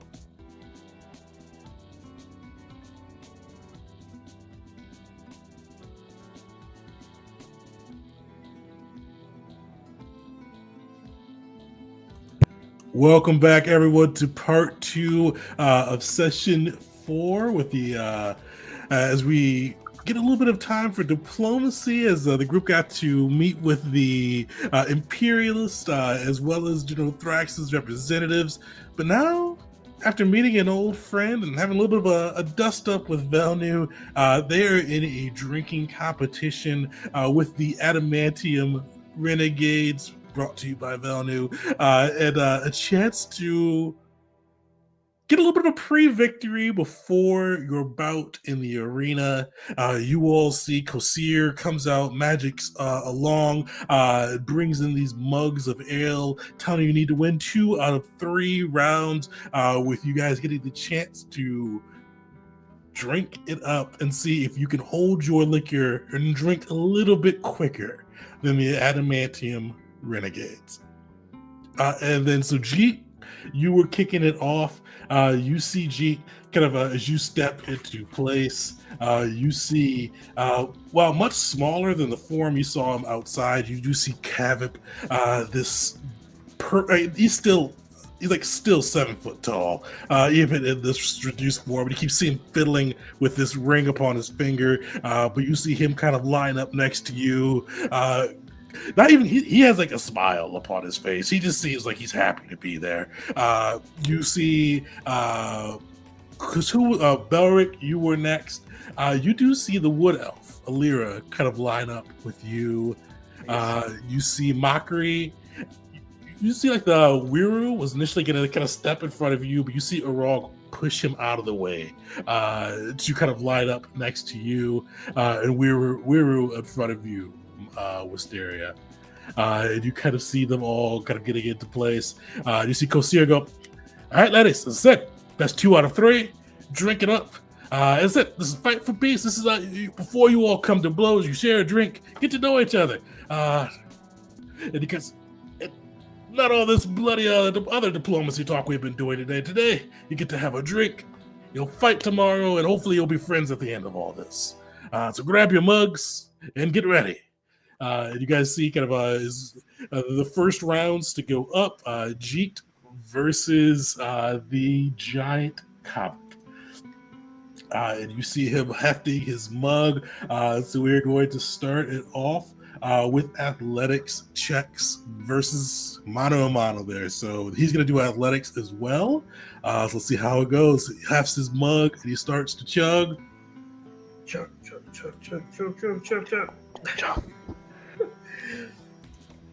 Jeet slams it down, saying, "You are held to Kavip." Sweet. So you guys will both pass. So you chug a little bit faster. You get a +2 to your roll. I'm not sure why the token is showing mysterious though. Which is That is funny. weird. Sorry, I'm back. Internet cut out. Oh, no worries. What time is? The first round is up with Jeet. I'm trying to figure out why this thing is showing mysterious token. There we go. All right, so you guys both get a +2 to your fortitude save. Same DC 22.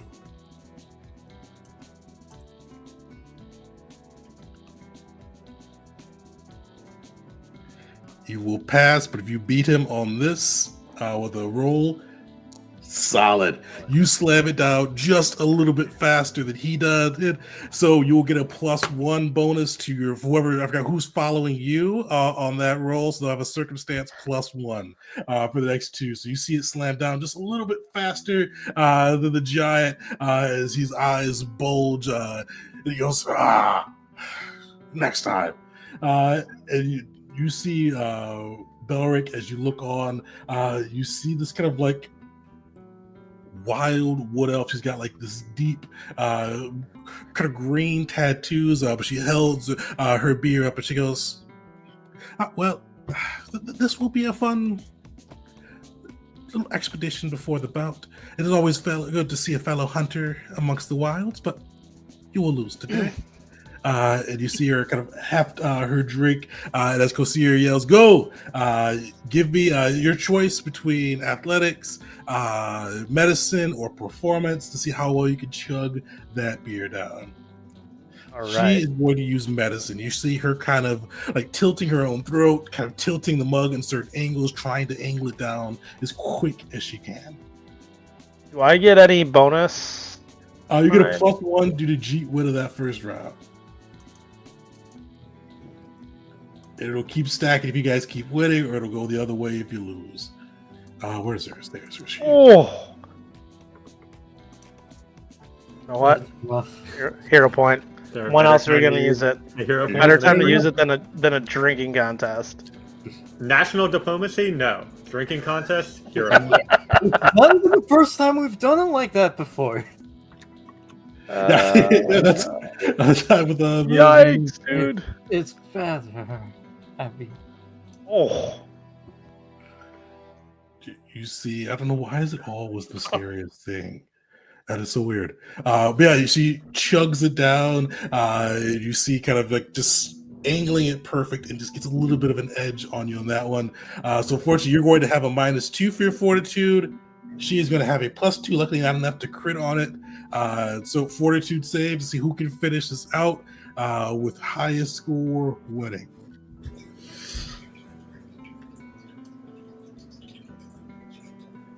She got a +2 on that one too, so there'll be 31 to beat.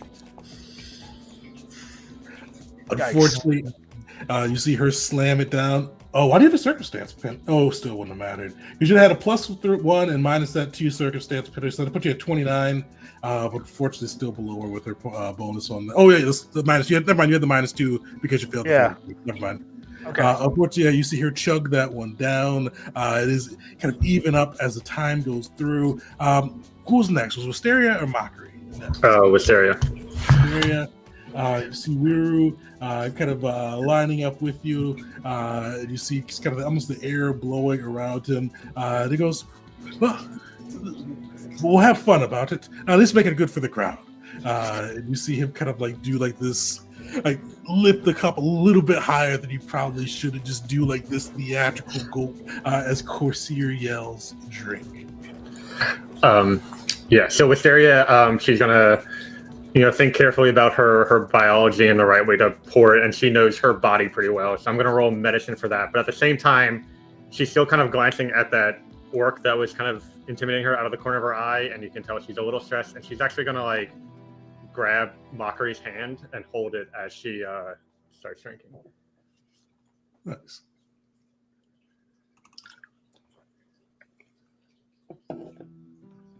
damn. Perfect. I'm gonna use a hero point. He'll point it up. Damn. Better. Unfortunately, you see, just like as Wiru does this theatrical drink, he slams it, or he gets a little bit of a faster lead in. So fortitude save. So -2. Unfortunately, he has a +2. Let's roll that in.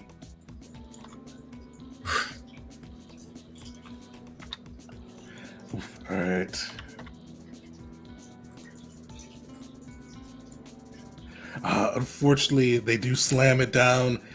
All right, Mockery, this is all upon you right now.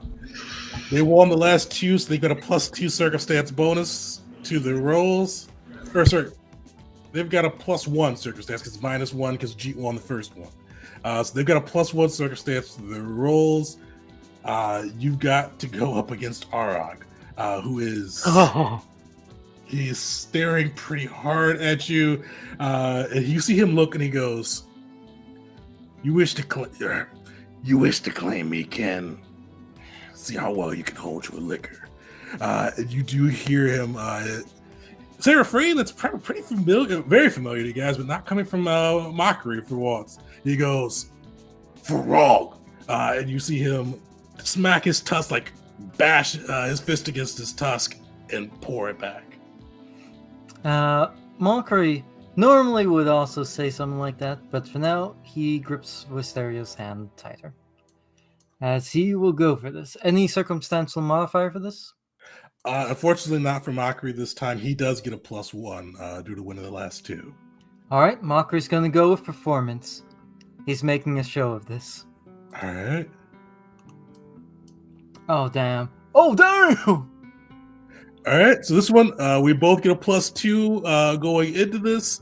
So get your +2 in, fortitude save, seeing who can bring this home, who is going to roll higher. You see Mockery gaining ground as he drinks.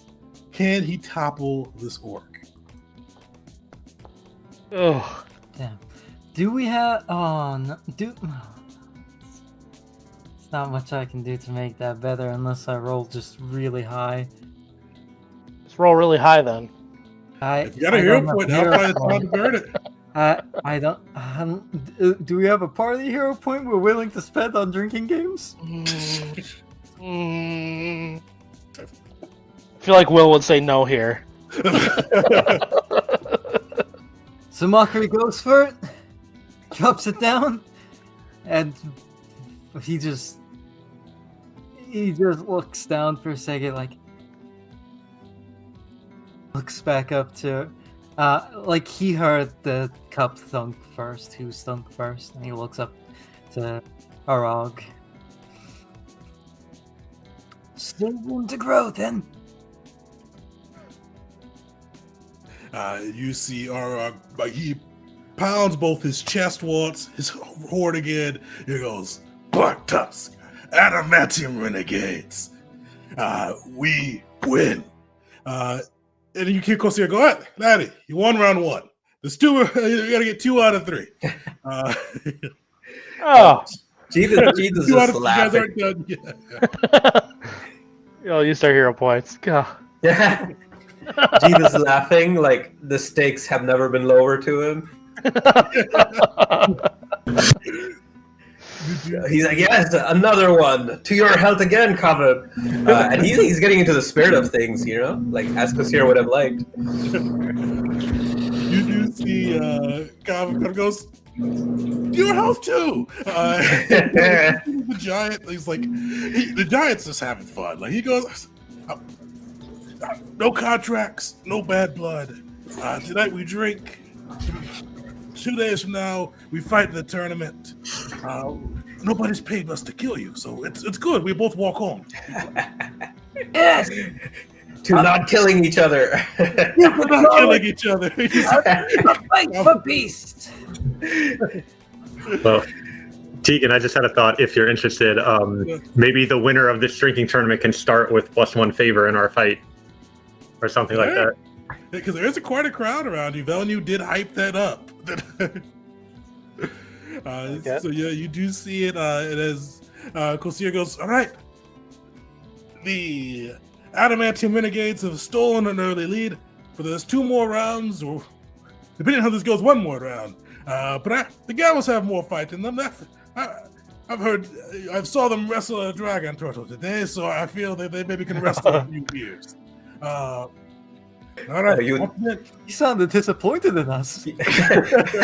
when he says that, right? Saw them wrestle a giant turtle. They can wrestle a few beers. He's like, "Oh, you would think so." All right, round two. Cobb is like, yeah, round two. And you see him raises it up, and Kosir goes, all right, lettuce, drink. And you see Cobb again is going with athletics, just trying to chug it down. This time he's like eyeing you, like kind of drinking out of the corner of his eye, trying to watch your mug as well. Yeah, I'll do the same. I'll have like one finger pointed at his, like, hey. Whoa. Nice. All right. Sheesh. So you beat him off the draw. He has a -2. You got a +2 to your fortitude save. Can Jeet bring this one home? Let's give it a shot. So -2 to that. Unfortunately, he just edges you out on that. You see, he puts it down and he goes. You kind of see like he looked back, like he's like looking back at his mug to your mug. He goes. You see, like he doesn't even gloat. He just looked relieved that he didn't lose again. But he puts it down, and then to going into this, who was next? Belric. Versus Alira. You see, Alira picks up her mug as well, and she goes. Well, after this, we'll have to talk about Bear, all the wild. I'm curious. I've heard tell that you may be chosen as well, but we will talk about this afterwards. But let's drink. And you see her Hefter mug and Kosir go drink. And she's kind of doing the same thing, trying to angle her body to kind of allow it to slide down a little bit easier. Belric's like he's getting a little red, man. Like usually he's pretty easy going, but he's like, I'm losing to this elf first of all. And it's drinking, which he should be good at. So like he kind of like gives her like okay, and then he tries his hardest to chug. Nice. So you guys will both get a +1 or +2 going into the fortitude save. And yeah, so you've got to beat a 19 for the fortitude save. I forgot to add her +2 in there. All right. Dies. You see Kosir go, well, fill it out again, laddies. As you guys get it, you see the cup refill. Give you another fortitude save. Mockery's just gonna look to Belric like, Come on, man, get into the game. These are dwarven stouts.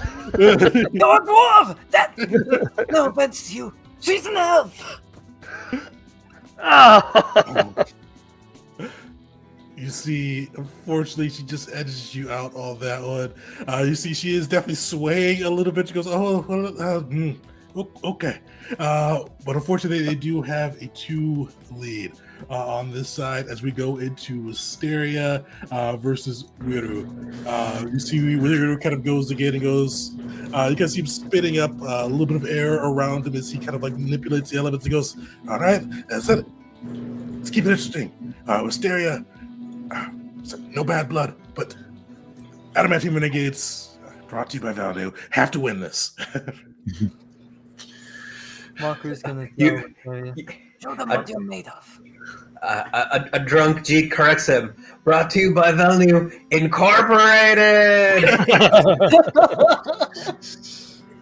You see Valdo kind of nods at that. He goes, what? Thank you. Agnew. That is the correct way to say it, Renegades. I'll be honest, you picked a good name. Give you that.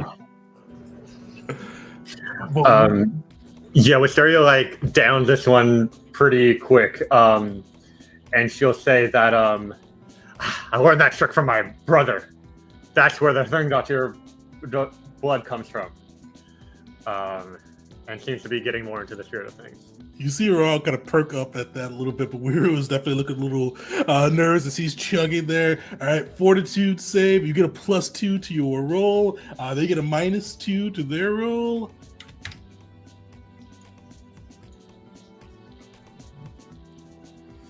I was -2 to that one. Yeah, you stomp him on that one. So you see, puts it down, and then you see he kind of looks surprised. Goes, that one didn't go my way. As he finishes it, I look to Mockery and say, Var would be proud. Yes, And I hope. he's gonna look to the Black Tusk. Let's do this again. Mockery's going for athletics. Just quick chug as fast as possible. He's trying to beat him. You see Arg lifts it up and he goes, I'll show you how a Black Tusk drinks. And he goes, for the Black Tusk Islands. And he's pounding his chest as he is chugging athletics. So you guys want the last one? Add a +1 to your roll for athletics.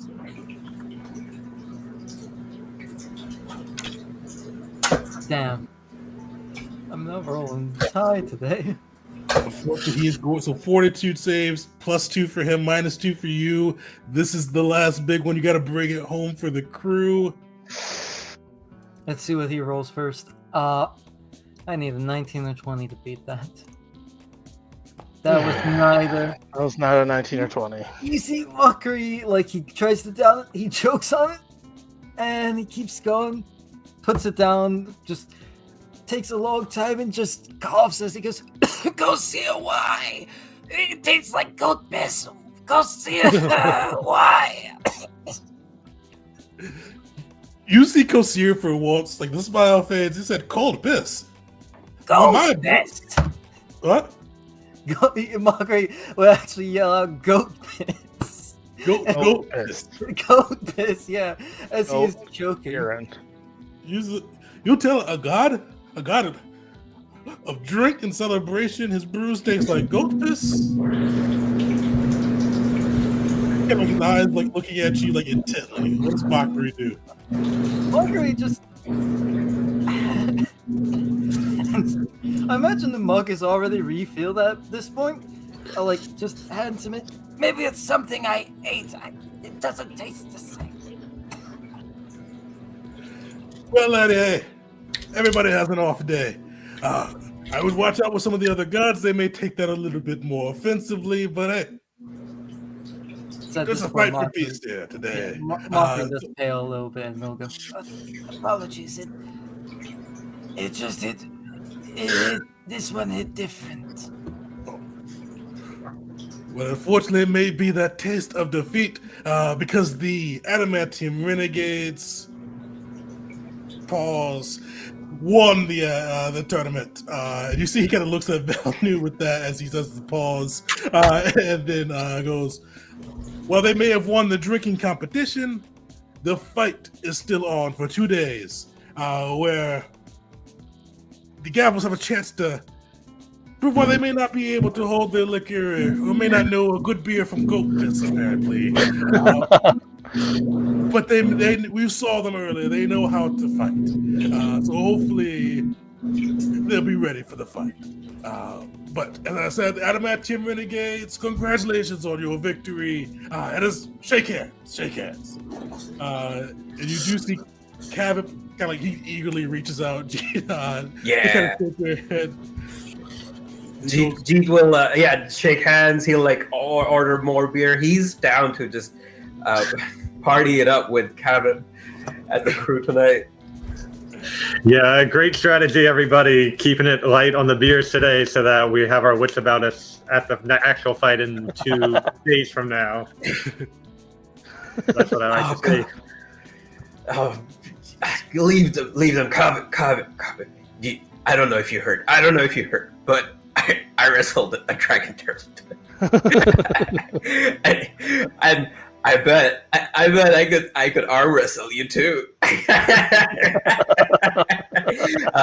I'm gonna give him second too, just because he is that drunk, but he thinks he can. You see, Cabot is like not a whole dragon turtle. Well, like a good part of one, right? Like.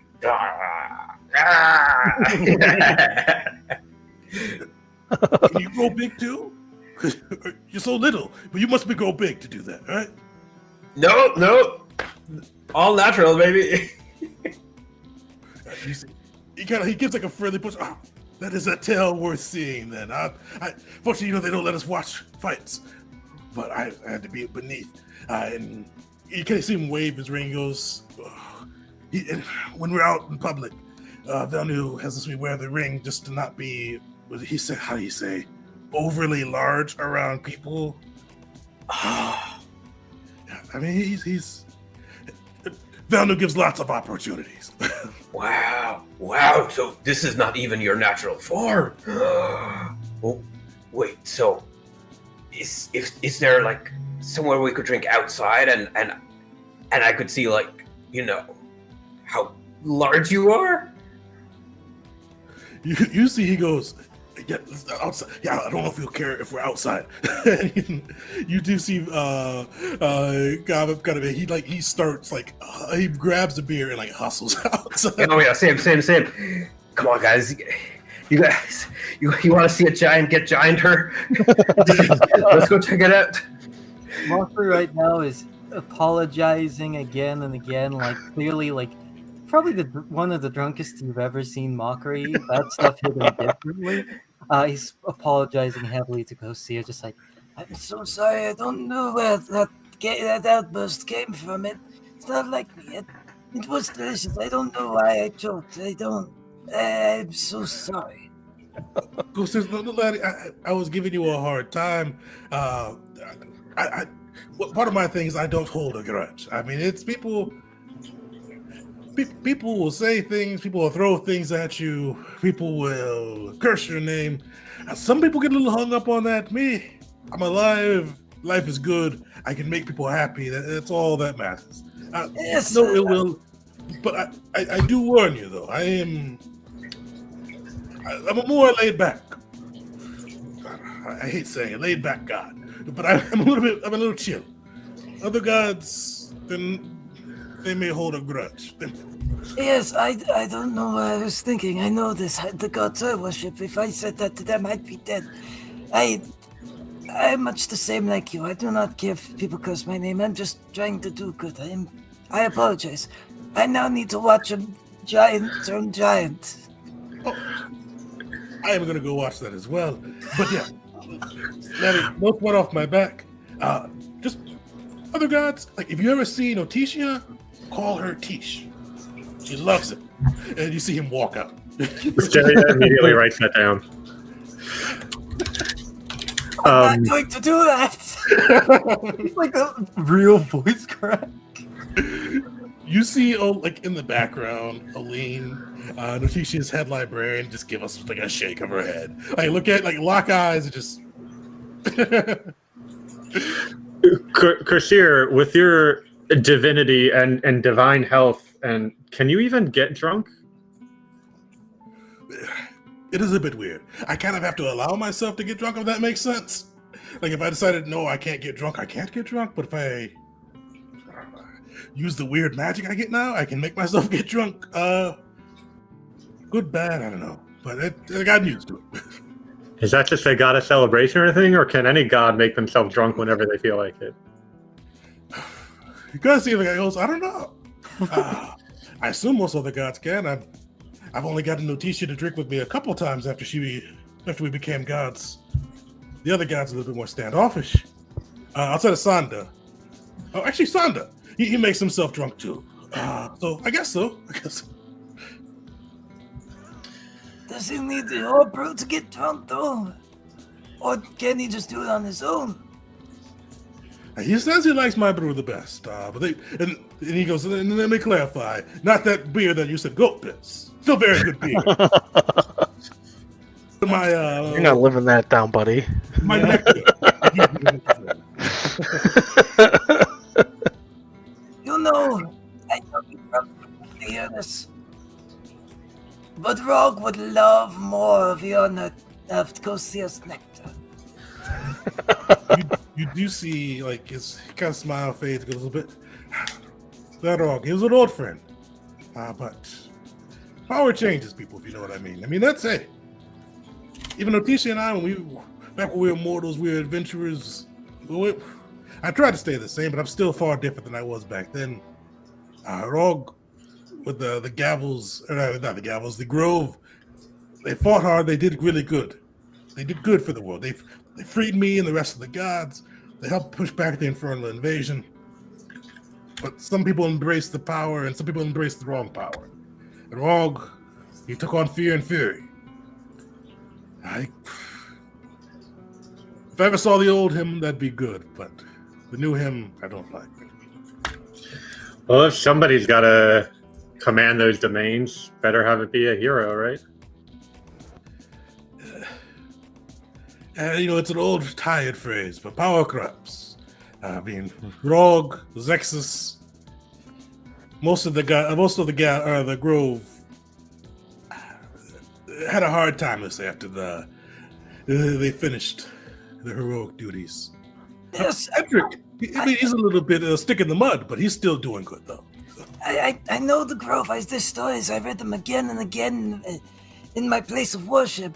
Edric became a hand of Donna, the Ichabod. He became a presence to the Hell Knights. Zexus, a god, a rogue, a god, and many others. They helped assign what the Hell Knights would be. They set their training. They are heroes, even to the world, to the Infernals, to all. I'm just sorry to see some of them been brought so low. Not including Rogue, of course. Differing opinions. Shows the religious symbol just for a second before patting it away. I don't begrudge it, laddie. I just say, just remember your roots. As I said, you go through, as you get, I feel you lot will go far. Just remember where you came from. Remember that not everything is more power, or not. I mean, hey, who am I to tell you how to live your life? You do you, but just keep the spirit of celebration and we'll be good. And keep drinking that goat piss, as you say. I'm so sorry. I drag Mockery outside after he apologizes a fourth time to go look at the giant. I imagine you just dragging him by like the snake's tail. I see. As you make your way outside, you see Kathip eagerly rip the ring off, and you see him grow like this larger and larger, this huge purple giant kind of hitting to his full strength. And he goes, "Oh, good to stretch back out. The ring doesn't make me weaker, it just makes me small. I don't know how you people put up with being small all day. I mean, it's just so not to be rude. That may sound good. I'm not rude. Hey! If you think being small means that I can't put you in a headlock, watch this. And then he goes in for his drunken Titan wrestling moves. Perfect. Give me the athletics check. Alright, those are my favorite types. But do a -2. I forgot to give him second. It's 20. Perfect. Actually, I'll do a contested one for this to see how that goes. I'm gonna give him a -2 as well. He's been drinking in a small form. Sorry. What? We're just becoming friends with these guys. Yep. You see, he stumbles. How does Jeet get this giant in a headlock? Yeah, he clambers up. He does a parkour up the plate armor or whatever that this person has, and it's here, and then there's this moment where he's almost about to throw up, but then he holds it in and just wraps his hand around the neck, and is like, see, got you now. I'm in total control as he's swaying from side to side. He goes, little and fast and strong. I did not expect you to move that quick. I didn't climb. And then he'll let go. He'll drop down. Oh, that was amazing. More beer. That immediately reminds me of Dragon's Dogma. Sorry, go ahead. Kavip, you seemed a little woozy there. So does that mean that when your size returns to normal, the proportion of alcohol in your bloodstream also increases to maintain the correct proportion? And she starts rambling about he goes, Oh my god! what alcohol content and when I big quantities, small quantities. I prefer big.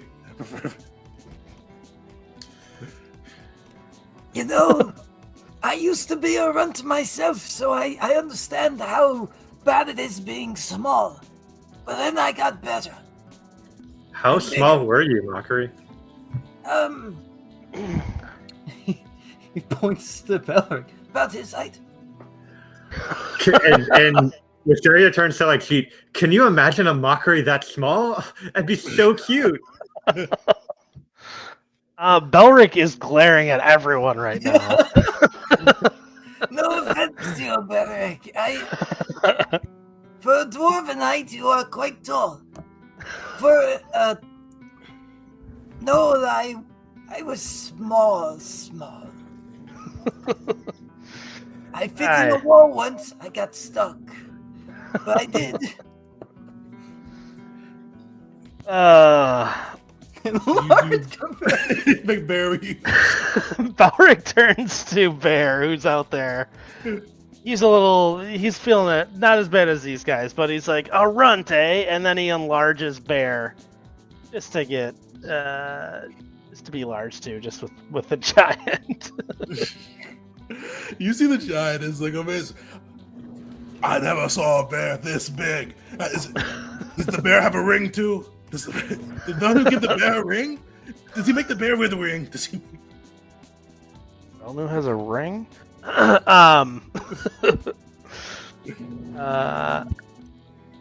Yeah, that's all I got. You guys go. You can hang out with kind of some of the members of the Adamantium Renegades. Definitely, you kind of see kind of like it's mostly like Kavip and then Alira hanging out as well. But you do see Arug eventually come out too. He is definitely like chest out, beaming. He's definitely a little buzzed and feeling himself after the victory. And he goes, I had to show you what the Renegades can do. But as my overly tall friend said, there's no contract. The blood won't be for keeps. But, Wisteria, no disrespect, but are you truly not affiliated with your clan any longer? It's complicated. And coming from me, that's saying a lot. I was born on one of the infernal dragon turtles, Mogtharon specifically, and the Reavers were never kind to me because of my size, but my mother always kind of watched out for me. And she took care of me. She was a priestess, but my brother, despite also being a half orc, was a lot tougher and fit in well with them. And then, after a few years with the Reavers, I don't know exactly the details, but my father took me over to Mokulin, and I grew up there. So, I do have a lot of fondness for my mother and Mogtharon. The Reavers are a bit too chaotic and brutal for my taste, but I think they're still interesting people, and I want to get to know them more. But mostly, I affiliate myself with Mokulin. Actually, and she'll kind of start rambling a bit, like incorrectly, she says, graduated from the Mokulin Institute of Technology, and I have a thesis about how they should handle their monetary goods there. And she'll just start going on about stuff. And he kind of waits for Wisteria to take a breath, and she he was listening intently as you spoke about your family, but as you got into the vocal and stuff, like you kind of saw him like he did like the antsy party thing, like where you're like looking around, and then as you take a breath, he goes, not much for Mokulin or schools, but you got a storied name.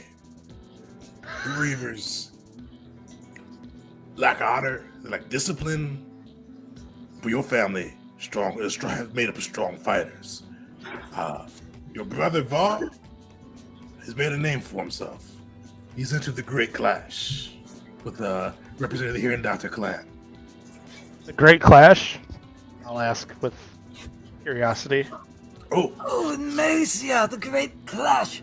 They're trying to figure out who will rule it, and with the Tsar stepping down, they all fight. The Black Tusks have entered, Reavers have entered, all have entered Mercia, and they will fight, until one stands the victor, and from there, a leader will be chosen, a new Tsar.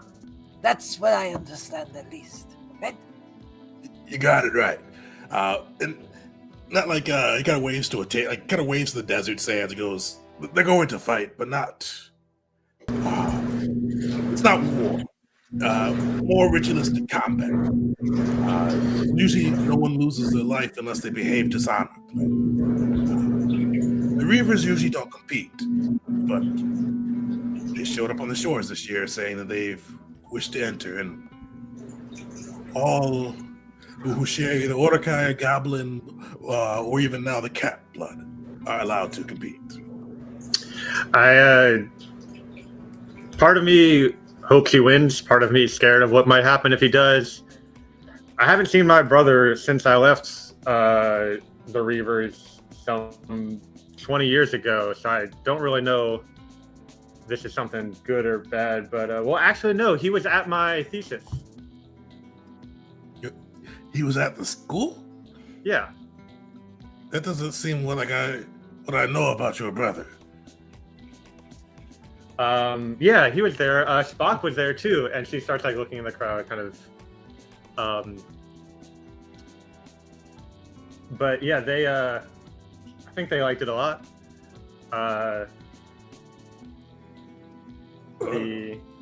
Oh yeah, he was there to get my father or something.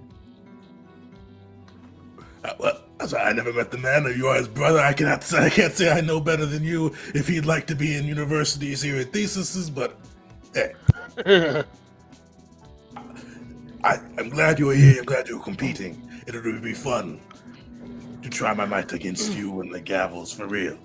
And you can see him pound his chest, especially after we drink you under the table. Yeah, thanks. I don't think we would have had this great conversation otherwise. Black Tusk drinking is hard to beat. Rogue's own story is littered with competitions he's won, even Kosia's. He's even won Kosia's nectar before because of it. These clashes of Messia, the politics of Eteria, I prefer the simplicity of the Dosan Federation. A nice monarchy. We know who's where, who comes next. There's not these big battles and these great diplomatic meetings that happen behind the scenes to determine what's going to happen. The fates are ultimately the same no matter who's in charge. I due respect to the dwarfs. And you kind of see him lean in. This Eteria thing is a whole shitstorm. Aye. But Messia, the Tsar, could be the lowliest clan member, just as long as he is strong. The strong rule. There's no blood. There's no, my father was king, so I should be king. It is, I am strong, I rule. And those follow the Tsar. And if you disagree with the Tsar, you think you're stronger than him, you challenge him. And if you lose, you follow again. Marvin just wonders out loud. I wonder if the Gavel could be considered a clan. If it was adopted as a name, would it be? I doubt it. No. A clan has far more emotional baggage, in my opinion. What about at the very start, though? You see, he thinks about it, he goes, you look like you got some infernal blood. Wisteria got a little bit of orc blood. but none of you may say, oh, yes, you are Reavers. Reavers competing this year. You could try. You look like outsiders. If I'm being honest. I don't know. And she turns to the gavel. What do you think about me as Czar of Methia? And she kind of puts her hands on her hips. I cheers. Me and Bear cheers super loud. You'd be very efficient. Most efficient Tsar in all of history. Your mind, as I said, is sharper than my blade. And I do not doubt the power of your brother, but I do not know him and I know you. I would follow underneath you, I'd bend the knee. The rest of you, do you swear fealty to Czar of Wisteria? I take a big sip of whatever I'm drinking. Yeah, I think I have too many people to call like Lord and Master, and already I'm good. Try again tomorrow. Oh, Jeet, can I speak to you over here, away from earshot of everyone else? You can certainly speak. I have no guarantees on what I'll hear. All right, let's go. All right, give me 1 second. Mockery will chug another beer. I want to roll for you just to see if he chokes on it again. Just to see. No, Marcus feeling good now, yeah. he downs it. Classic. We can get to that later or now, depending on what you guys want. Go with whatever. Go for it. Jeet, I need advice. On what? I need love advice. From me? Well, there would be someone else I would go to right now, but I can't. Okay, no, it's okay. It's okay. I've seen a lot of plays about love. Yeah, I can give you advice. What do I do if they're also a part of the same organization I'm in, and we're all technically equal, but I kind of see them more so as the leader? Okay. I don't know the exact answer, but I know there are roses involved. And like, and it has to be raining, and you have to like I can't control the weather, Dave. You got one of the older primal gods who can, make the ground shake and the volcano erupt. I have the infernals. You know what? Oh! You even more romantic. You can make it rain hellfire, right? Oh, I can't cast magic like that. The only magic I have comes with trauma. The gods only reward me with magic after they've. I will not speak the blasphemy. Well, okay. Well then, oh wait, who is it? You have to tell me. I mean, I won't remember anyway tomorrow, so you have to tell me. Who is it? You're right. We should write this down because I don't think I remember asking you for advice either, and I really need this right now. Oh my gosh. Okay. There has to be a spell. Oh wait, no, there was that magic potion, right? The one that remembers everything that happens. Yes. Potion of Chair Memory. Yes. Where do we get one of those? Do they just sell those at stores? Yes. No. Wait. No. Who is it? Tell me. No. You know what? You don't have to say it. Who? Wisteria. Really? Her? Okay. Ah, I can see it. You know what? I can see it more as a book than a play. Okay. All right. All right. You and Wisteria. Let's make it happen. Okay. All right. Wait. No, I got it. And then he takes out from deep in his backpack. He takes out his bastard sword, and he starts like carving on the rock. M plus W is equal to heart. Okay, now we'll remember it for sure tomorrow. Oh, I lost Mockery? No.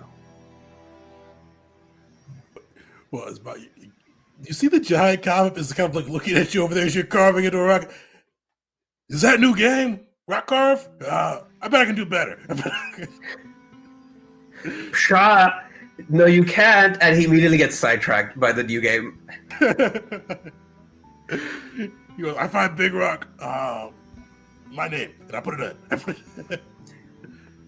You see, he's like hunting around like this camp, stomping around like it's a drunk giant. So he's kind of like teetering on his feet. Like people are like very. Like you see my Bellamy makes him wear a ring because people are very uncomfortable around him right now as he's teetering and stomping around.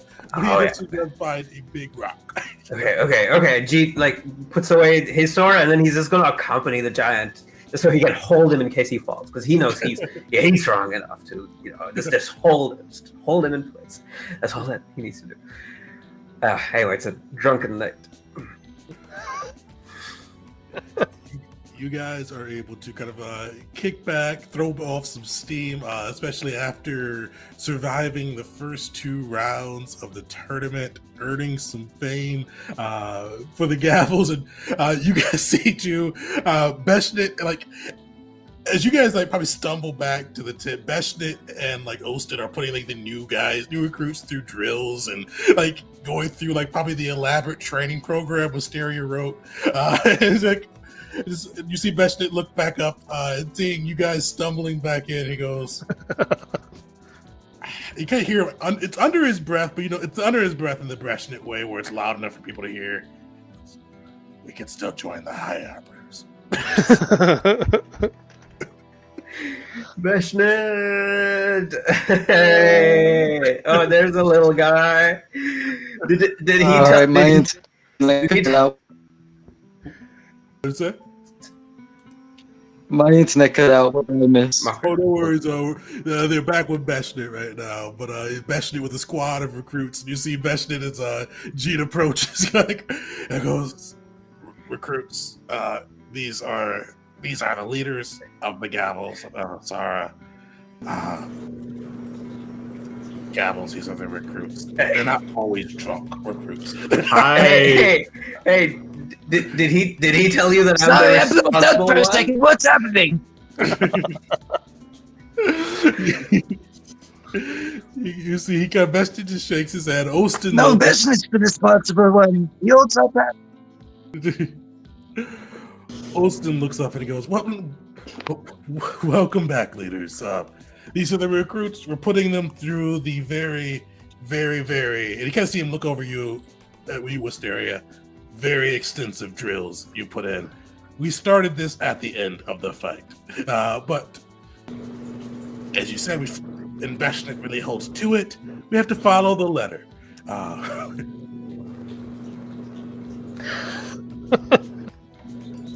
Nothing less than what I would expect from servants of Tsar Wisteria. Beshnit kind of just whispers, Tsar Wisteria.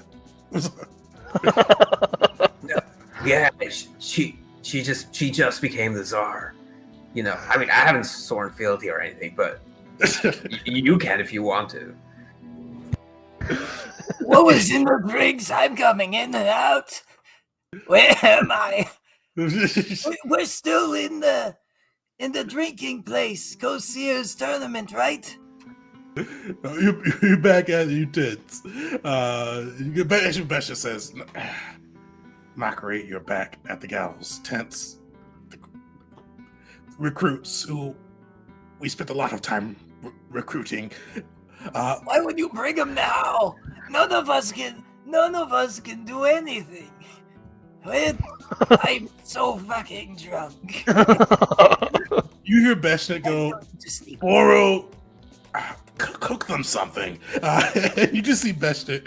He storms off to his tent. He goes, recruits, day over. And just storms off to his tent.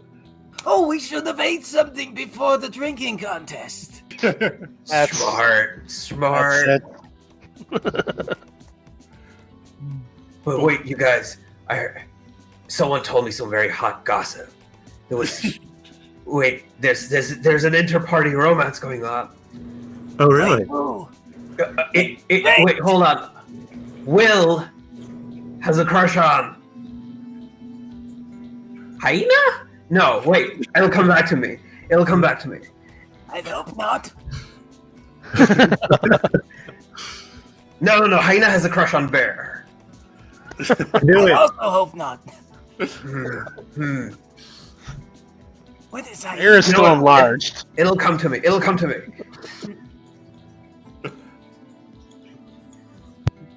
With that, you guys are able to sleep it off. One of the nice things too, when you awake the next morning, especially if you guys have having drunk so much, you wake up, you feel like refreshed. No hangover, no dehydration. Even you wake up feeling good, and you kind of like you see like on your pillow too, like this little note going. When you party with Kosir, you never have a hangover. There's this little note that he kind of like magics into everybody's room that had a few last night to let him know that he's watching out in his own divine way. But with that, that's where we'll wrap up today's session. You guys were able to get a little bit of diplomacy in. You do know that there is a meeting that Spock invited to with the factions and Kosir at the end of his day of drinking, or actually, sorry, the before the tournament on the third day after the day of drinking. But tomorrow the next session will be Kosir's games. So it's going to be a wide array of different games, from drinking games to storytelling boast, all with different kind of terms of competition.